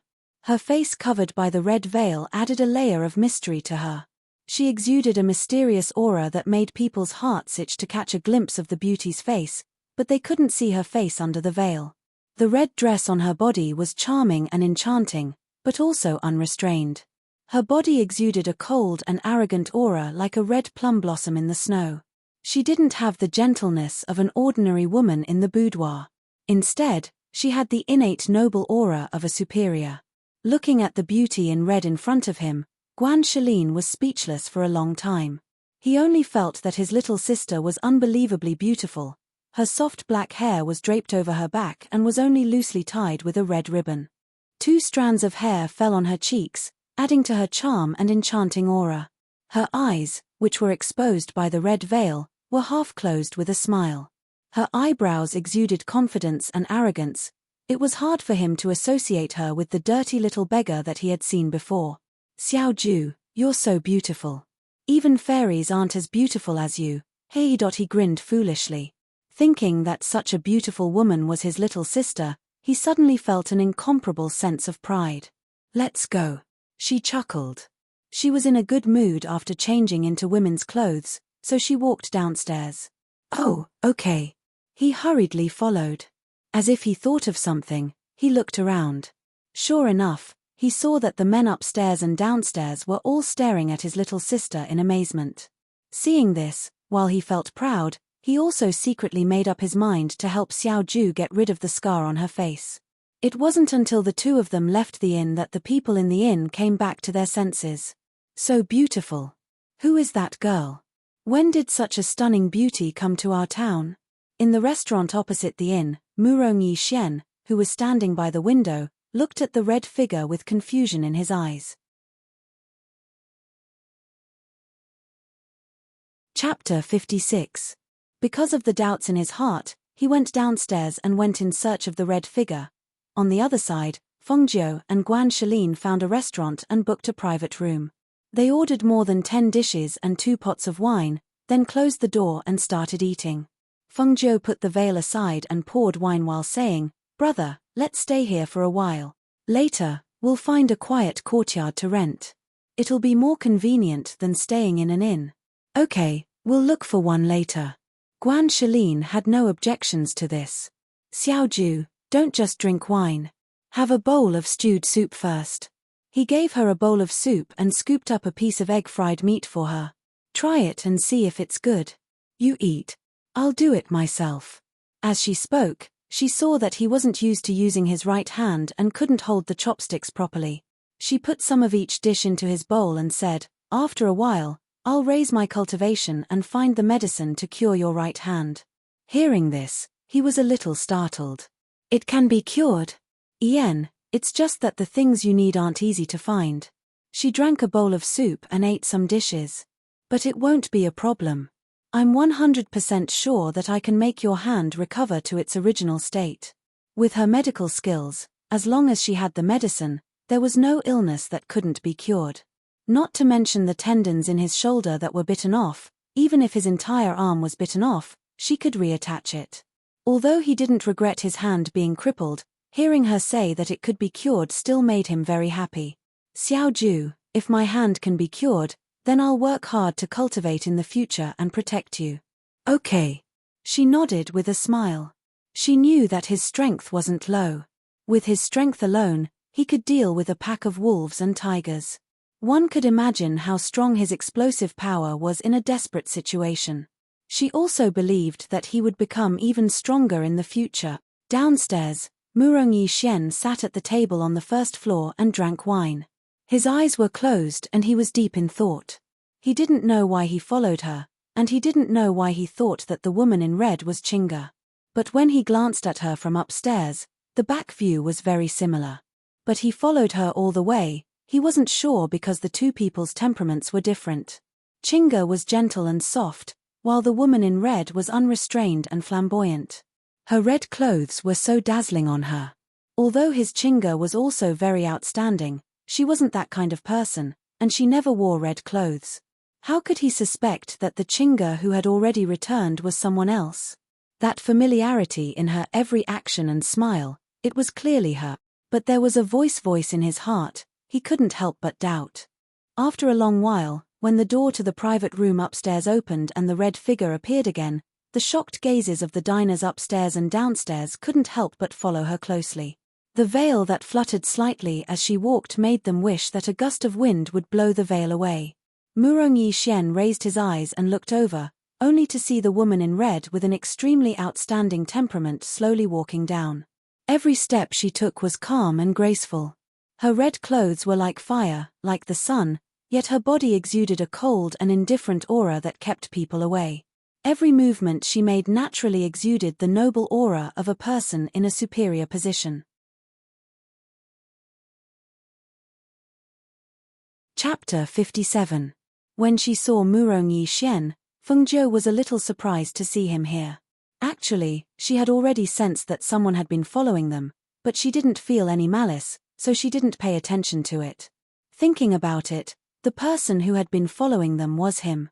However, wasn't he accompanying the fake Feng Chinga? Why was he here? And what was the meaning of the inquisitive look in his eyes? Under the veil, she revealed a playful smile. She calmly retracted her gaze and walked out. However, she hadn't taken a few steps when the person who had been sitting blocked her way. She didn't say anything, only raised her eyes to look at him. Murong Yixuan didn't say anything either. He stood in front of her and quietly looked into her eyes, as if he wanted to find a trace of familiarity from the past in those eyes. However, he was disappointed.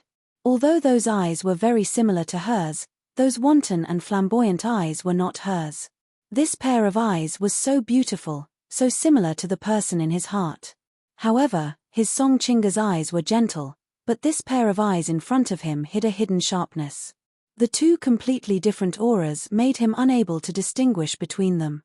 "Boy, what are you doing?" Seeing that something was wrong, Guan Shilin stepped forward. His sturdy body blocked the two of them, cutting them off from looking at each other. Murong Yixuan came back to his senses and looked at the tall and sturdy man in front of him. He revealed an elegant smile. "Brother, I just saw that this girl looks a little like a friend of mine, so I wanted to say hello. Perhaps it was his gentle and refined manner and noble aura that made Guanshelin feel that he didn't seem like a bad person, so he was slightly puzzled and turned to look at the person behind him. Miss, the peach blossoms in Peach Blossom Temple bloom in March. He quietly looked at her, his gaze so gentle that it seemed as if he could drown her in water. And this strange sentence made Guanshelin a little confused, not knowing what it meant. Only Fengzhou's heart moved slightly. In his memory, there was such a warm face painting. Brother Murong, I heard that the peach blossoms in Peach Blossom Temple are the most beautiful, with red and white contrasting against each other. The mountains and plains are endless, is that true? Under the peach blossom tree, a beautiful young girl raised her head slightly.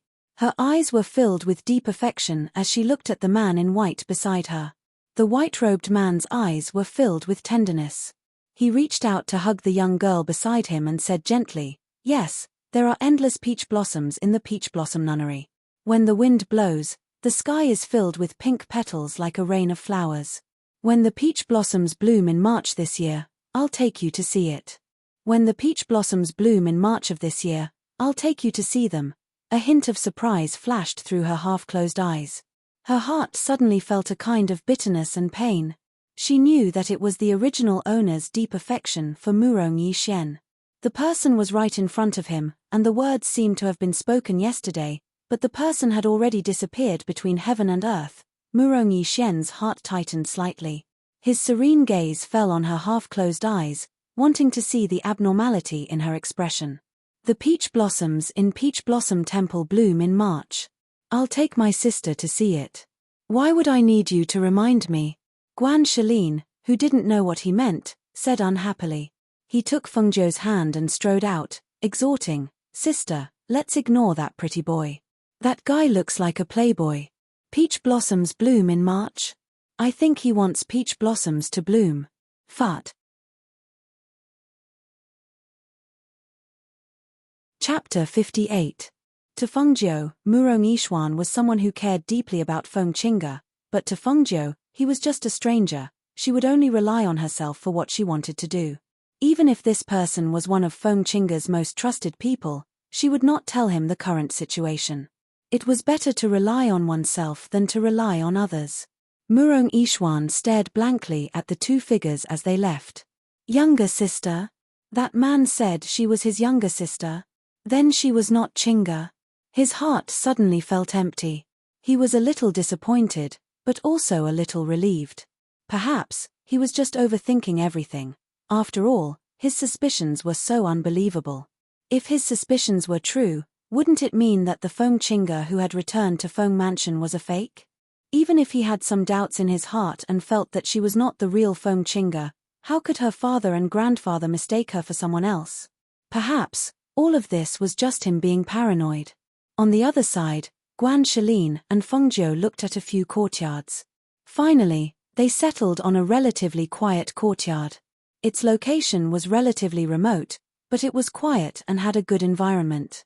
On the same day, the two of them bought some daily necessities and moved in. After informing Guanshelin, she entered seclusion to practice. For 3 days, the tightly shut door was not opened. Guanshelin, who was guarding the courtyard, had been practicing using his left hand to wield the sword during these 3 days. His talent was not bad, and his explosive power was also strong. Originally, his left hand was out of practice, but now, he was starting to get the hang of it. Although it was not as nimble as his right hand, he was gradually able to use his strength. In the room, Fengzhou, who was sitting cross-legged on the bed, placed her hands flat on her knees. Her body was surrounded by a layer of red qi that was visible to the naked eye. The qi in her body was running extremely fast. It could almost be said that the qi quickly converged into the qi sea between her eyebrows and gradually gathered into a ball. When a beginner practitioner entered the warrior stage, they would need to practice for several years before they could break through to the initial stage of the Black Realm. Take Feng Qingge as an example. She was originally a level 2 martial artist. But now, in just 3 days, she had achieved the primary level of Qi Si. Moreover, she had steadily entered the initial stage of the Black Realm. Her strength had soared. Warriors of the Black Realm already had some strength. For example, the middle-aged man at the martial master level she had met in the Nine Volleys Forest was equivalent to the main pillar of a family. Moreover, he was only a martial master who had reached the mid-stage of the Black Realm.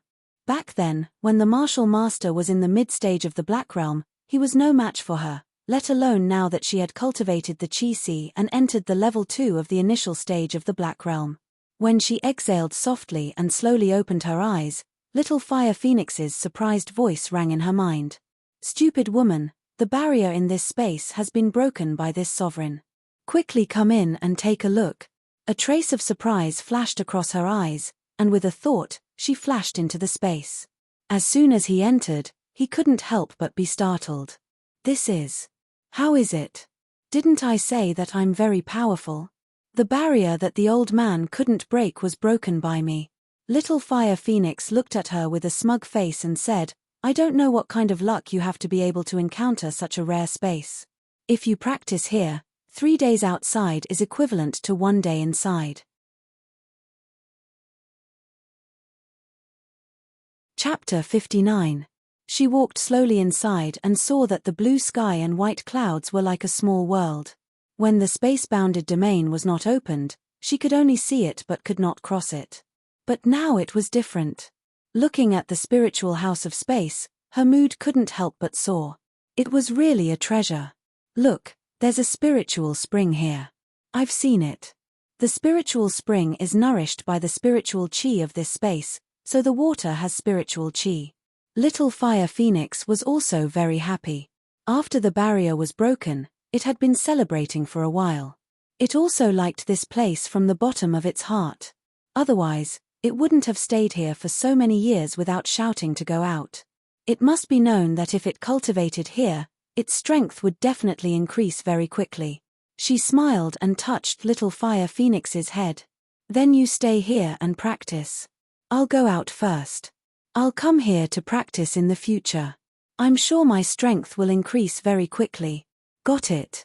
Little Fire Phoenix curled his lips and walked to the spiritual spring to play with the water. Feng Ju smiled when she saw this. With a thought, she flashed out of the room. When she opened the door, she saw Guan Shalin practicing his swordsmanship in the courtyard. She noticed that his left hand was a little stiff and not very flexible. Her heart skipped a beat and she called out, "Brother. Xiao Ju, you're out? Why do you practice like you don't care about your life? You've locked yourself in here for 3 whole days." He put away his sword and walked towards her. He said seriously, "Xiao Ju, practice is not a one-time thing. It's impossible to achieve anything in a short time. You have to do it step by step." Hearing this, Fengjiu couldn't help but smile. Yes, yes, yes. Although she had reached the initial stage of the Black Realm, she still suppressed her strength to the second stage of the Warrior Realm. Ordinary people couldn't see her true cultivation. To be able to advance so quickly in such a short period of time, it was naturally because of her profound spirit physique. Moreover, her profound spirit vein had been opened by her master. It was as if her meridians were originally small streams, but now they had become a torrential yellow river. Her cultivation speed naturally couldn't be compared to the past. "By the way, brother, I want to buy a set of silver needles. Come with me." "All right, let's go now." After washing his face, he carried his sword and went out with her. When they walked into Zhenbao Pavilion, Fengjiu knew that they were being watched. The other party was so good at hiding their presence that even Guan Shalin didn't notice it. If it wasn't for the fact that she was an expert in this field, she probably wouldn't have noticed that they were being watched. "Shopkeeper, do you have a complete set of silver needles?" "Yes, I do. May I know what grade you are looking for?" "We have 3 types of needles, which are divided into 3 grades, high, medium, and low. The prices are different, and the quality is also different." The shopkeeper introduced with a smile and took out 3 sets of silver needles and placed them in front of Fengjiu. "This one." She chose the most expensive set because it was more complete in length and was of good quality. Her eyes fell on a sword sheath hanging on the wall. Her eyes lit up and she asked, "Is that sword sheath for sale?" The shopkeeper followed her gaze and smiled. "You have good taste. This is the one and only sword sheath in Jinbao Pavilion. It can be said that you can't find another sword sheath like it in the entire country of glory. Chapter 60. She took the sword sheath and looked at it, then said, "Bill, please." The shopkeeper smiled and invited her to the counter, then said with a smile, "Miss, the 7 stars sword sheath is 1,200,000 yuan, and the set of silver needles is 35,000 yuan. I'll only charge you 1,230,000 yuan for these 2 items. Take the last 5,000 yuan as a discount. I hope you'll come again next time." After Feng Jiu paid the bill, she put the 7 stars sword sheath and the silver needles into her Chenkuan bag, then left with Guan Shalin. Seeing her use her Chenkuan bag, the shopkeeper was surprised. Chenkuan bag? It seemed that the girl's family background was not ordinary. That's right, otherwise, how could she buy the 7 stars sword sheath for millions of yuan without even bargaining? The two bought a lot of things outside and went back after a whole day of shopping. The people who were watching them watched them enter a remote courtyard, then one of them left to report. In an inn, a middle-aged man was sitting cross-legged in cultivation. When he heard a low call from outside, he said, "Come in." A man quickly walked in, bowed respectfully, and said, "Second master, this subordinate has been following those 2 people for an entire day. I saw them enter a relatively remote courtyard." This subordinate inquired around and found out that they moved in 3 days ago. They claim to be brother and sister. Also, when we were in the treasure pavilion today, the bag that the woman in red took out was the young master's Chenkuan bag. The middle-aged man's eyes were full of murderous intent, and he said in a gloomy voice, "A pair of brother and sister? Describe their figures and appearances to me in detail." Yes. He described the figures and appearances of the 2 people, and finally said, "But the girl in red covered her face with a veil, so I couldn't see her face clearly." The middle-aged man's eyes were gloomy, and one of his hands was hanging by his side, while the other hand was clenched so tightly that blue veins appeared and made cracking sounds. Draw a picture of the girl in red and send it to the Black Market Mercenary Mission Board. Also, tell the Black Market people where they are staying. Tell them that I want to see the girl's head the next morning. Yes. The man respectfully answered and quickly left. It was night. The night sky was pitch black, as if it was shrouded in dark clouds. Not a single star could be seen. Dressed in red, Feng Jiu was lying on the roof with one hand resting on his head and the other looking at the Chenkuan pouch in his hand. He muttered, "So there's a soul imprint inside. No wonder I was targeted even though I changed from a beggar to a woman's outfit." Keeping the Chenkuan pouch, she looked at the pitch-black night sky and sighed, "This feeling. Why is it so good? It's a dark and windy night, a night for murder." There was a hint of laziness in his nonchalant tone, as well as a hint of imperceptible anticipation. As the night deepened, Feng Jiu yawned on the roof, feeling a little drowsy. Until the second half of the night, Yunyang shyly peeked out from behind the dark clouds like a young girl, sprinkling the bright moonlight on the ground. 4 black silhouettes holding long swords rushed over with a cold murderous aura. They quickly arrived outside the courtyard and leaped up. Just as they were about to jump into the courtyard, they were startled by a voice. "I've been waiting for you for most of the day." When the sleepy and lazy voice came, the 4 black-clothed mercenaries instinctively looked in the direction of the voice.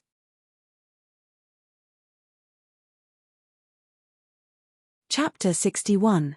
After being stunned for a moment, the 4 black market mercenaries revealed lustful expressions. "That's her. I didn't expect her to be even more enchanting and beautiful in person. That's right. It would be a pity to kill her like this. Why don't we?" Another person rubbed his chin and chuckled. His ferocious gaze impudently sized up the enchanting figure in red. Even though they felt that the red-clothed woman was extremely stunning under the moonlight, and even though the other 2 were also itching with lust, they were even more cautious than the other 2. Especially when they saw her calm and graceful appearance, they felt that it was even more strange. A mercenary with a hideous scar on his face warned in a gloomy voice, "This woman is a bit strange. Don't let your guard down. It's better to just kill her and be done with it. She's just a woman." "Number 3, you think too highly of her," one of the mercenaries said disdainfully. Looking at the enchanting woman in red fluttering in the night wind, he chuckled, just a woman like her. I can handle her myself. He stepped on the roof tiles with the tip of his foot and jumped to the opposite side. It would be a pity to kill her. Let's have some fun first. He smiled evilly, leaned forward, and reached out his hand to grab the front of Fengju's clothes as she sat lazily on the roof. At that moment, a cold glint flashed in Fengju's narrowed eyes. She instantly reached out and grabbed the other party's outstretched wrist. Then, she forcefully bent her hand down. Crack. Hiss. The sound of bones breaking was accompanied by a mournful scream that pierced through the night sky, breaking the silence of the night. Almost at the same time, Fengju, who was originally sitting, used the force to stand up. He lifted his foot and kicked fiercely. Using his profound energy, the tip of his foot accurately kicked the other's crotch. He couldn't make a sound. There was only a muffled groan as his body curled up in pain. His trembling legs made him kneel down with a plop. Just this bit of strength. She snorted coldly and released the hand that was holding his bowl. Instead, she grabbed his throat and broke his neck with a crack. She threw his body into the courtyard. Number 2. Several cries of surprise rang out. The three of them looked angrily at Fengju. They were shocked by how swift her movements were. She was so fast that they didn't even have time to react. They could only watch as she killed their second brother. Kill her. The older man's sinister voice was filled with ferocious hostility. As soon as his voice fell, he gathered his energy and leaped onto the opposite roof. The long sword in his hand carried a profound energy aura as it fiercely attacked. Warriors in the mid-stage of the Black Realm? She raised her eyebrows slightly. She did not think much of their strength. Her hand moved, and the sharp dagger in her hand glowed with a cold, bloodthirsty light. She suddenly leaned forward, and when the tip of the sword was 3 inches away, she dodged to the side and raised the dagger in her hand. A muffled groan was heard, and the eyes of the mercenary beside her suddenly widened. His body stiffened, and he fell straight to the ground. The murderous aura emanating from the woman was even more intense than the black market mercenaries, causing them to feel fear in their hearts. Run.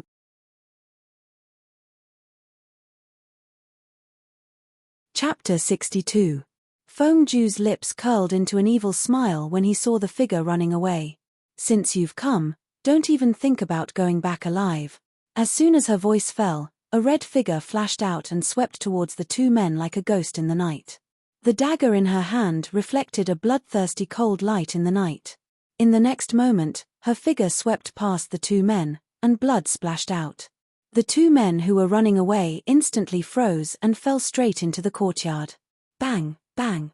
There were no signs of fighting, and no one was alerted. The 4 black market mercenaries died quietly at her hands. Fengju stood against the wind and squinted at the 4 corpses in the courtyard. His eyes moved slightly. In addition to practicing dark force, a profound warrior also needed martial arts techniques. Only by combining the two could a profound warrior's strength be unleashed. Her chi had already reached the initial stage of the Black Realm. Plus, she was good at assassination and fighting. Dealing with these profound warriors in this small town was not a problem.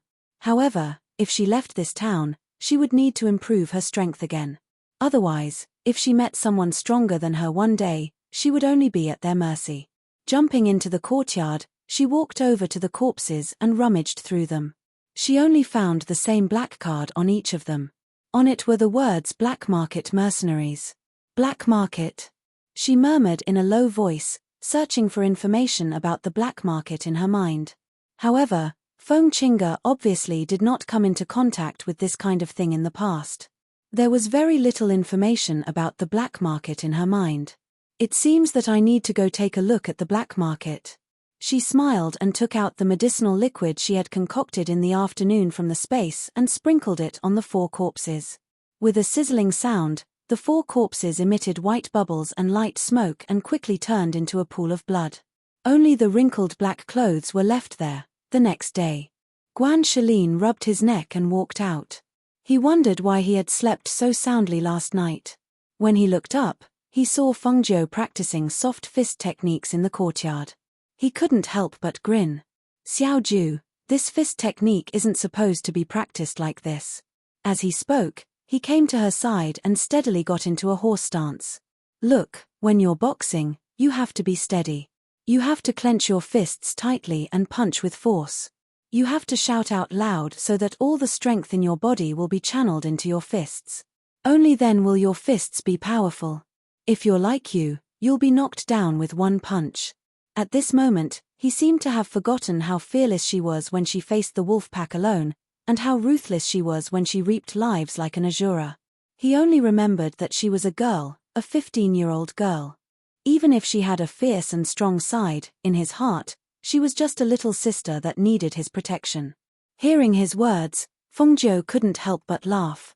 Brother, that fist technique of yours is for a man to practice. It uses strength. My fist technique uses borrowed force to counter force. It uses 4 tails to lift 1,000 catties. As she spoke, she seemed to remember something and asked, Brother, I remember you said that you're practicing your Guan family's technique, right? That's right, it's the Guan family's technique. Xiaoju, do you want to learn it? Brother will teach you. She smiled and shook her head. No, I have a scroll that's very suitable for you to practice. She handed him the universe pouch that had already been removed from her soul imprint.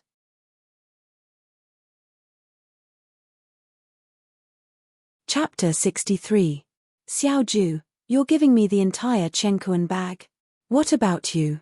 Guan Shalin opened the Chenkuan bag and saw that other than a scroll with the flaming dragon tiger technique written on it, there were also many valuables and some bottles. He could not help but ask, why are you giving me so many things? He took out the scroll and his eyes widened. Heaven-level mental cultivation technique? I'm not mistaken, am I? Even the glorious Sun royal family would not be able to take out a scroll like this. One had to know that heaven-level mental cultivation techniques were the rarest of the rarest. It was impossible to find a scroll in a small 9th-grade country like the glorious Sun Kingdom. Then, where did she get it? For a moment, the hand holding the mental cultivation technique trembled. He was excited, but it also burned his hand. He was actually lucky enough to see a heaven-level mental cultivation technique. It was unbelievable. That's right, it's a heaven-level mental cultivation technique. This mental cultivation technique is also used to cultivate strength. It's just right for you. She smiled and said, Your hand is unable to practice martial arts or swordsmanship now. Don't practice it for now. Use this time to memorize the mental cultivation technique. I'll give you a heaven-level martial technique after that. This mental cultivation technique was naturally found among the things her master gave her. Last night, she felt that this mental cultivation technique was suitable for him, so she took it out. I can really practice it. He looked at her with sparkling eyes. Of course. She nodded. If there's anything you don't understand, you can ask me. All right, then I'll go back to my room to practice the mental cultivation technique. He felt a little light with the mental cultivation technique in hand and could not wait to go back to his room to practice. Fengjiu smiled when he saw this. He practiced Tai Chi for a while to loosen up his muscles and bones before returning to his room to practice. For the next few nights, mercenaries from the black market would visit their little courtyard almost every night. However, none of them returned. And Guan Shalin knew nothing about all this. Because Fengjiu would use silver needles to loosen up the veins in his right hand every night. Finally, he would hit his acupuncture point to make him sleep until dawn. A few days later, Fengjiu set up a maze formation in the courtyard. After giving instructions to Guan Shalin, he left for the black market. At the same time, the middle-aged man who had been waiting at the inn for several days without any news got up with a gloomy face and walked towards the black market while cursing, "Useless trash. You can't even handle a woman." When he cursed, it was obvious that he had forgotten the fact that he was no match for Fengjiu. The black market was an underground trading house. Not only were there rare and precious medicinal herbs, but there were also medicinal pills, weapons, and other things that cultivators needed. In the black market, there were martial arts arenas. Martial arts arenas were used as battle arenas. Martial arts arenas were used to earn money and become famous. On the other hand, The mercenaries were ferocious outlaws. They weren't recognized by the regular mercenary guilds. In the black market, some of them were alone, while others were in groups of 3 to 5. The missions they took were assassination missions that regular mercenaries wouldn't do. Here, they only recognized money and sold their lives for money. When the man in a dazzling red robe walked into the black market, many people's eyes couldn't hide the amazement in them. The man was tall and slender, exuding a demonic aura. His exquisite golden mask had an enchanting red datura flower blooming on it. His face couldn't be seen, but there was a hazy sense of mystery about him. More importantly, no one could see through his cultivation. How could someone who dared to walk into the black market so openly be an ordinary person without cultivation? Since he wasn't an ordinary person, there was only one possibility left.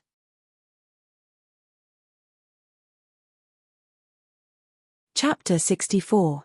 Under everyone's curious gazes, an old man in grey walked forward with a smile and bowed. "Greetings, Your Excellency. I am the deputy manager here. My surname is Ju. How may I be of service to Your Excellency?" After looking around, Fengjiu looked at the manager in front of him and said, "Give me a private room where I can watch the battle in the arena." Hearing this, the assistant manager smiled and said, "Sir, please follow me. The arena is just ahead." He led the way and brought Fengjiu to the private room on the second floor of the arena. "Sir, please take a look and see if you are satisfied." He opened the window and stepped aside. Fengjiu walked forward and saw that there was a rectangular arena below. Other than the rows of seats on the first floor, the second floor was filled with private rooms. The 2 floors could hold almost 1,000 people. At this moment, there were 2 ancient martial art practitioners fighting in the arena. The scene was very intense and the cheers of the audience were louder than the other. "We are a branch city and only have one arena. Therefore, there is only one Huang ranking here. If you come to Yunyu City one day, you can come to the main city of our black market to take a look. Only the main city has the Xian, Di, and Tian ranking lists." Seeing that Fengjiu did not say anything, the manager smiled and said, "If you are interested, you can also bet on the winner. The odds are 1 to 10. After looking at it for a while, Feng Nine withdrew her gaze with interest. She looked at the steward beside her and asked, "Do you have an inspector here?" The manager was stunned for a moment and then nodded. "Yes, what do you want to test?" "Medicine." Hearing this, the steward's face became a bit more serious. "Your Excellency, please wait for a moment. This old man will go and ask the inspector to come over." After saying that, he bowed and left. The moment he closed the door, the manager looked back at the room thoughtfully and then left quickly. After about half an incense stick's worth of time, Manager Zhu came back with 2 old men. After entering the door, he introduced them to Fengjiu with a smile. "Your Excellency, this is the manager of our black market. His surname is Dong, and this is our pharmacist, Elder Deng." The 2 men who entered the room quietly sized up the people in the room. Dressed in red, he was sitting by the window with one hand supporting his head as he looked at the arena below. His golden mask had an enchanting hell flower blooming on it. His entire person was filled with a kind of evil and charming aura, but this aura also had an unattainable noble aura, which made people feel reverence for him involuntarily. When he heard the sound and looked back, his eyes were as deep as a bottomless abyss, with 3 parts laziness and 7 parts sharpness. Just by looking at him face to face, the 2 of them knew that this red-clothed man was not simple. "Greetings, Your Excellency. May I know what kind of medicine Your Excellency wants to test?" Medicine was something that only pharmacists could concoct. Not to mention their small town, it was rare even in Yunyu City. Therefore, when he heard that someone wanted to test a medicine, he hurried over. Fengjiu glanced at them, then took out a bottle from her sleeve and handed it to Manager Zhu. Her languid voice sounded out unhurriedly. "This is a bottle of qi-gathering liquid. It can allow a person who has exhausted his Shen energy to instantly explode with 3 times his usual strength. It can be maintained for an hour."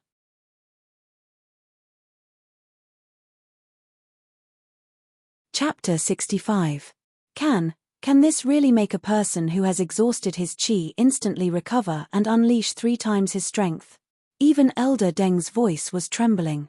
He stepped forward and took the potion. His heart was filled with incredible excitement. Feng Ju didn't say anything because she caught a glimpse of a familiar figure walking below from the corner of her eye. Wasn't that the person she was looking for? Her lips curled up slightly and a strange smile flashed across her eyes. She watched him sit down in the front row and call over a man from the black market. She didn't know what they were talking about. The attention of the three people in the room was currently focused on the bottle of medicine. The two managers watched as Elder Deng opened the bottle cap and sniffed the medicine inside. However, they saw that he didn't do anything for a long time. Manager Dong couldn't help but call out, "Elder Deng?" Elder Deng smiled bitterly and looked at the two managers and Feng Jiu, who was leaning on the windowsill. He said, "I'm really ashamed. Although I'm a drug tester, I've never tested such a potion." What he meant was that he couldn't test whether Feng Jiu was telling the truth. Hearing this, the two managers couldn't help but be stunned. They had never encountered such a situation. "Who do you think will win, the girl or the big man?" Feng Jiu's voice suddenly came, startling the three people in the room. Hearing this, the few of them walked up to the arena on the first floor to take a look. They saw a 16 or 17-year-old girl fighting against a burly man. However, she was not a match for the burly man. At this time, she was already beaten to the point of death, but she still stubbornly tried to stand up. Manager Zhu glanced down and said, "She's only a level 6 martial artist, but her opponent is a level 2 initial stage warrior of the Black Realm. Of course, the big man will win. Moreover, it's obvious that he's exhausted and can't fight anymore." Feng Jiu smiled and shook her head. "No, she'll win." Her eyes fell on the girl who was still eager to fight. She said, "Take the potion down and let her drink it. Then the test results will come out." The eyes of the three people in the room lit up. That's right. This method was simple and direct. This way, they would be able to know if this medicinal liquid was really as miraculous as he said. Moreover, this medicinal liquid was drunk by the young girl in the arena who was unable to continue fighting. If she really won, it would be a living advertisement. "I'll take it downstairs." As Manager Zhu spoke, he took the bottle of medicine and hurried downstairs, heading towards the Colosseum on the first floor. "Colosseum, ha ha ha ha, little girl, you should just admit defeat. Even if you cultivate for another 10 years, you won't be Lao's opponent." Thinking of the 10 times the money he had won from him, he couldn't help but laugh out loud. The young girl spat out a mouthful of blood. She felt as if she had been run over by a carriage. She was in so much pain that she couldn't feel anything. She couldn't even muster a trace of strength. But she was unwilling to lose like this, unwilling to lose like this. He clenched his teeth and forced himself to stand up, but he fell back down again, causing the spectators to burst into laughter. "Admit defeat. Next match, next match. Don't waste our time." Someone was already yelling impatiently. At this moment, Manager Zhu came to the young girl's side with the medicinal liquid. No one knew what he said to her, but the young girl took the bottle and drank the liquid without hesitation. Just as everyone was wondering what Manager Zhu did, they saw a faint red aura of rich dark force surging from the young girl's body.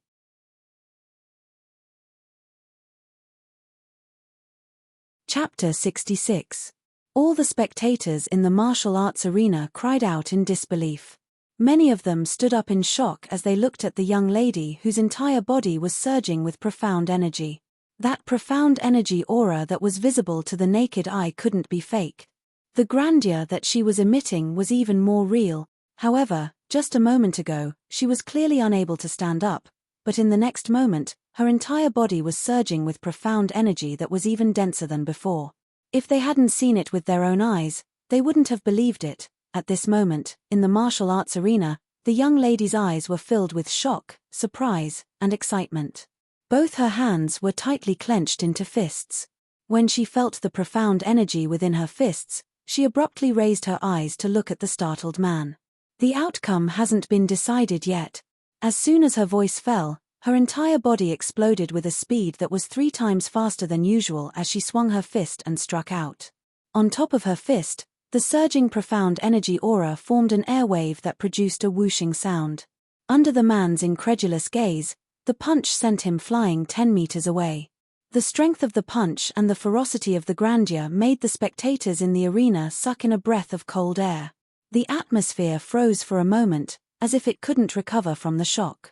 It wasn't until after a long while that the thousands of spectators in the martial arts arena stood up as thunderous applause and cheers reverberated throughout the arena.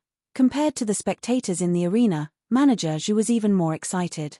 He glanced at the martial arts arena where the outcome was about to be decided, then quickly walked back. Regardless of whether it was the audience on the first floor or those in the VIP rooms on the second floor, all of them revealed a thoughtful expression when they saw Manager Zhu quickly leave. Each of them summoned their attendants and asked them to inquire about what exactly was in that bottle of liquid just now. Compared to the excitement downstairs, Feng Jiu, who was in the room upstairs, appeared to be very calm. Because the outcome was within her expectations, she didn't feel surprised at all. With the young lady's tenacious fighting spirit that refused to admit defeat, it would be strange if she couldn't win with the assistance of that medicine. Compared to her calmness, Elder Deng and Manager Dong were so excited that their faces flushed red. Their gazes towards Feng Jiu were filled with an astonishing light, as if they had discovered a huge treasure. That kind of excitement, that kind of agitation. "Sir, how much more of that medicine do you have? How would you like to trade with us?" After Steward Dong came back to his senses, even the way he addressed her changed, and his attitude became even better. One had to know that such a miraculous medicinal liquid would definitely cause a commotion in the black market of Yunyu City. After all, such a potion had never been seen in a small ninth-grade country like theirs. If he had a bottle of such a potion, it would be equivalent to having an extra life-saving talisman on his body. Even if he encountered a strong enemy that he couldn't defeat, he could still use it to escape. How could he not be moved? "Was this medicine refined by your highness? Could it be that your excellency is an alchemist?" Elder Deng looked at Feng Jiu with bright eyes full of worship and excitement. Hearing this, Feng Jiu glanced at him and said in a lazy and cold voice, "I don't think I need to tell you who I am, right?" Realizing that he had crossed the line, Elder Deng quickly lowered his head and bowed. "Master, please don't take offense. I was just too excited and lost my sense of propriety."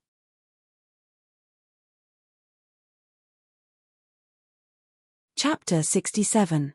After glancing at the two of them, she said, "I still have 2 bottles of medicine here, but I only plan to sell them at the auction price. Also, you cannot reveal any information about me." Hearing that there were 2 bottles, Manager Dong's eyes lit up and he smiled. "Although this is the black market, without your permission, we will not leak any information about you. You can rest assured." Feng Jiu nodded and said, "Also, I need you to help me find a few spiritual medicines." She paused and said, "When the time comes, I will give you a bottle of chi-gathering liquid as a thank you gift. Of course, the price of the spiritual medicines will be calculated separately. I will not treat you unfairly." Hearing this, the two's eyes lit up and they hurriedly asked what spiritual medicines it was. Finally, Feng Jiu asked them to bring a pen and paper. She wrote down the spiritual medicines she needed and handed it to them. "Sir, if he finds the spiritual medicines, how do we inform you?" Manager Dong asked. Feng Jiu glanced at him. "I will come again in a few days. You don't have to worry about this." She brushed her red clothes and stood up. Leaving the 2 bottles of medicine behind, she walked out. "Sir, please wait." Manager Dong called out and hurriedly came to his side and handed over a token. "This is the black token of our black market. It is a representation of our noble status. Please accept it." Hearing this, Feng Jiu reached out and took it. She kept it in her sleeve and then walked away. Seeing this, the 2 hurriedly sent her off after keeping the medicine. When they walked out, they saw Manager Zhu walking back with a smile on his face. "Greetings, sir." Manager Zhu hurriedly bowed. He was about to speak when he was stopped by a raised hand. "You don't have to send me off. I will walk around by myself." She stopped them from sending her off and walked forward. The 3 watched the red figure disappear around the corner. Only then did they withdraw their gazes. They gestured and returned to the room. "Just now, many people have asked me what was in the bottle," Manager Zhu said excitedly. Although they did not say it explicitly, They are probably guessing that it is a medicine. After all, only medicine can have such amazing effects. Don't leak any information about that person. Just keep it a secret and report it to the higher-ups. Steward Dong said in a deep voice. Should we send a few people to follow them? No. Steward Dong shook his head. We still don't know the depth of his strength, but this person cannot be offended. If we send someone to follow him, I'm afraid he will be displeased. At that time, the gains will not make up for the losses. At this moment, Elder Deng, who had been silent all this while, suddenly spoke. I'm afraid that the spiritual herbs on the list are not easy to find. What do you mean? Manager Dong looked at him. Because he wasn't very familiar with medicinal herbs, he naturally didn't know the uses of the spirit herbs on the list. These are extremely rare in the country of Blazing Sunday. I'm afraid we'll have to collect them from other countries. He looked at the two of them, his gaze glowing with vigor. I can conclude that this one is definitely an alchemist. There's even a high possibility that he's an alchemist. What? The two of them exclaimed, alchemist? Was it possible for such a noble existence to exist?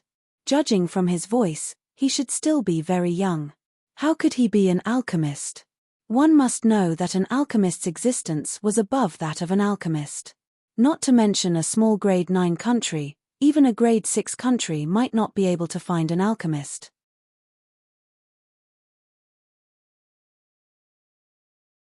Chapter 68.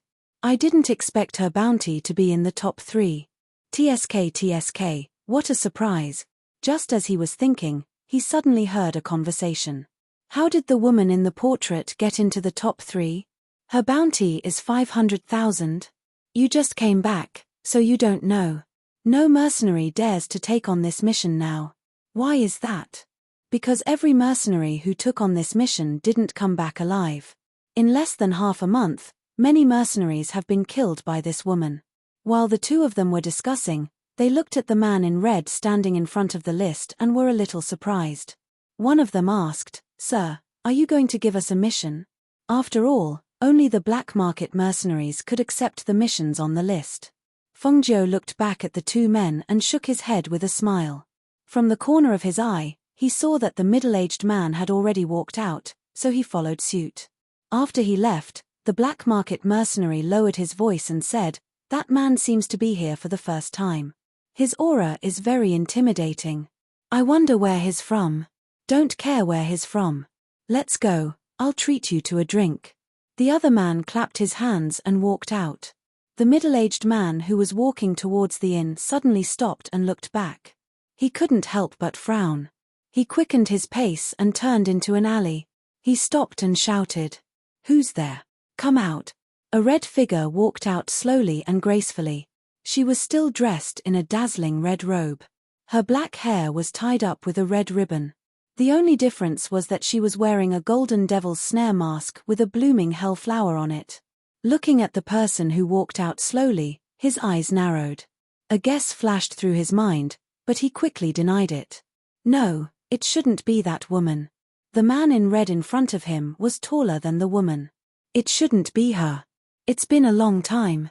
Feng Jiu's voice was lazy, with a trace of ridicule, coldness, and a trace of killing intent. It's you. After hearing that familiar voice, his expression changed slightly, and even his voice trembled a little. It was an instinctive fear that made him take 2 steps back immediately. His body tensed up as he prepared to defend himself. Before he even made a move, he was already drenched in cold sweat.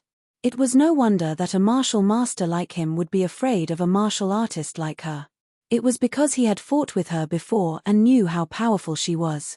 When he thought about how he had almost died at her hands and how his hand had been crippled by her, he could not help but feel a sense of fear in his heart.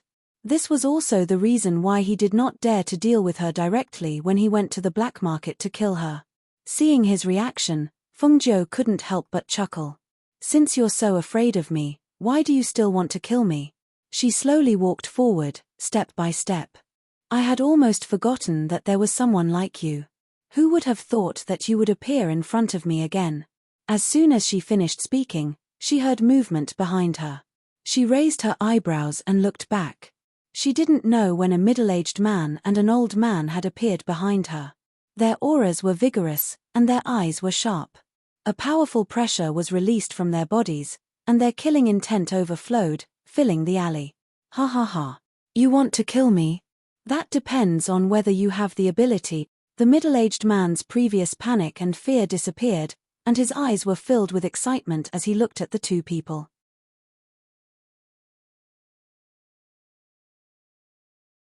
Chapter 69.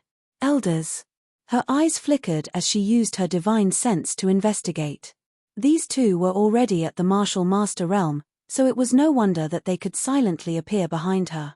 Unlike the middle-aged man who was confident in his victory, the Great Elder and the Fourth Elder were sizing up the red-robed Fengzhou. If someone hadn't pointed it out, they wouldn't have been able to tell that the man in men's clothing was actually a woman. Even the two who had seen much of the world couldn't help but admit that this person had an androgynous aura. Unfathomable. With their strength, how could they not see through her cultivation? If this wasn't unfathomable, then what was? Ever since they came out, they had not seen her show any signs of panic. Even at this moment, her lips that were exposed outside of the mask were still holding a trace of a sinister smile, causing them to involuntarily become more cautious in their hearts. Who are you? Why do you want to make an enemy out of our Shu family? The Great Elder asked in a deep voice, his sharp gaze fixed on the red figure in front of him. Fengzhou glanced at the Great Elder, her voice carrying a bit of surprise. Make an enemy out of you? It can't be, right? You've always been my enemy. When have I ever taken the initiative to find fault with you? Her voice paused as she glanced at the middle-aged man in front of her with a smile that wasn't a smile. If it wasn't for your second master running to the black market to place a bounty on my head, why would I go looking for him? Even so, you've killed our Shu family's young master and crippled second master's arm. This is undeniable. Oh. So you're saying that if you want to kill me, I can only stretch my neck out for you to kill? She raised her eyebrows, the smile on her lips was still there, but her eyes were cold. The Great Elder's face sank as he sneered. Then it can only be said that you've provoked someone you shouldn't have. Our Shu family is 100-year-old family. How could you provoke us? If you know what's good for you, you'd best surrender, or else. Or else. She hooked the corners of her lips into a wanton smile as she asked with interest, or else what? Kill me. Or else, I'll bring your head back to report. The Great Elder's cold voice fell, and his fingers clawed out. It was obvious that he had practiced the grappling technique to the point of perfection.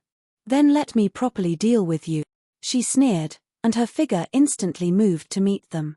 The Great Elder's hand was filled with profound energy as he grabbed her wrist and tried to twist it backwards, but who would have thought that she would instantly break free like an agile snake? His hand was pulled forward by the Great Elder, and his lower body was attacked. He only felt a force being released from her hand, and his entire body was lifted up and thrown out by her. He regained his balance and landed on the ground. His face darkened. You do have some skills.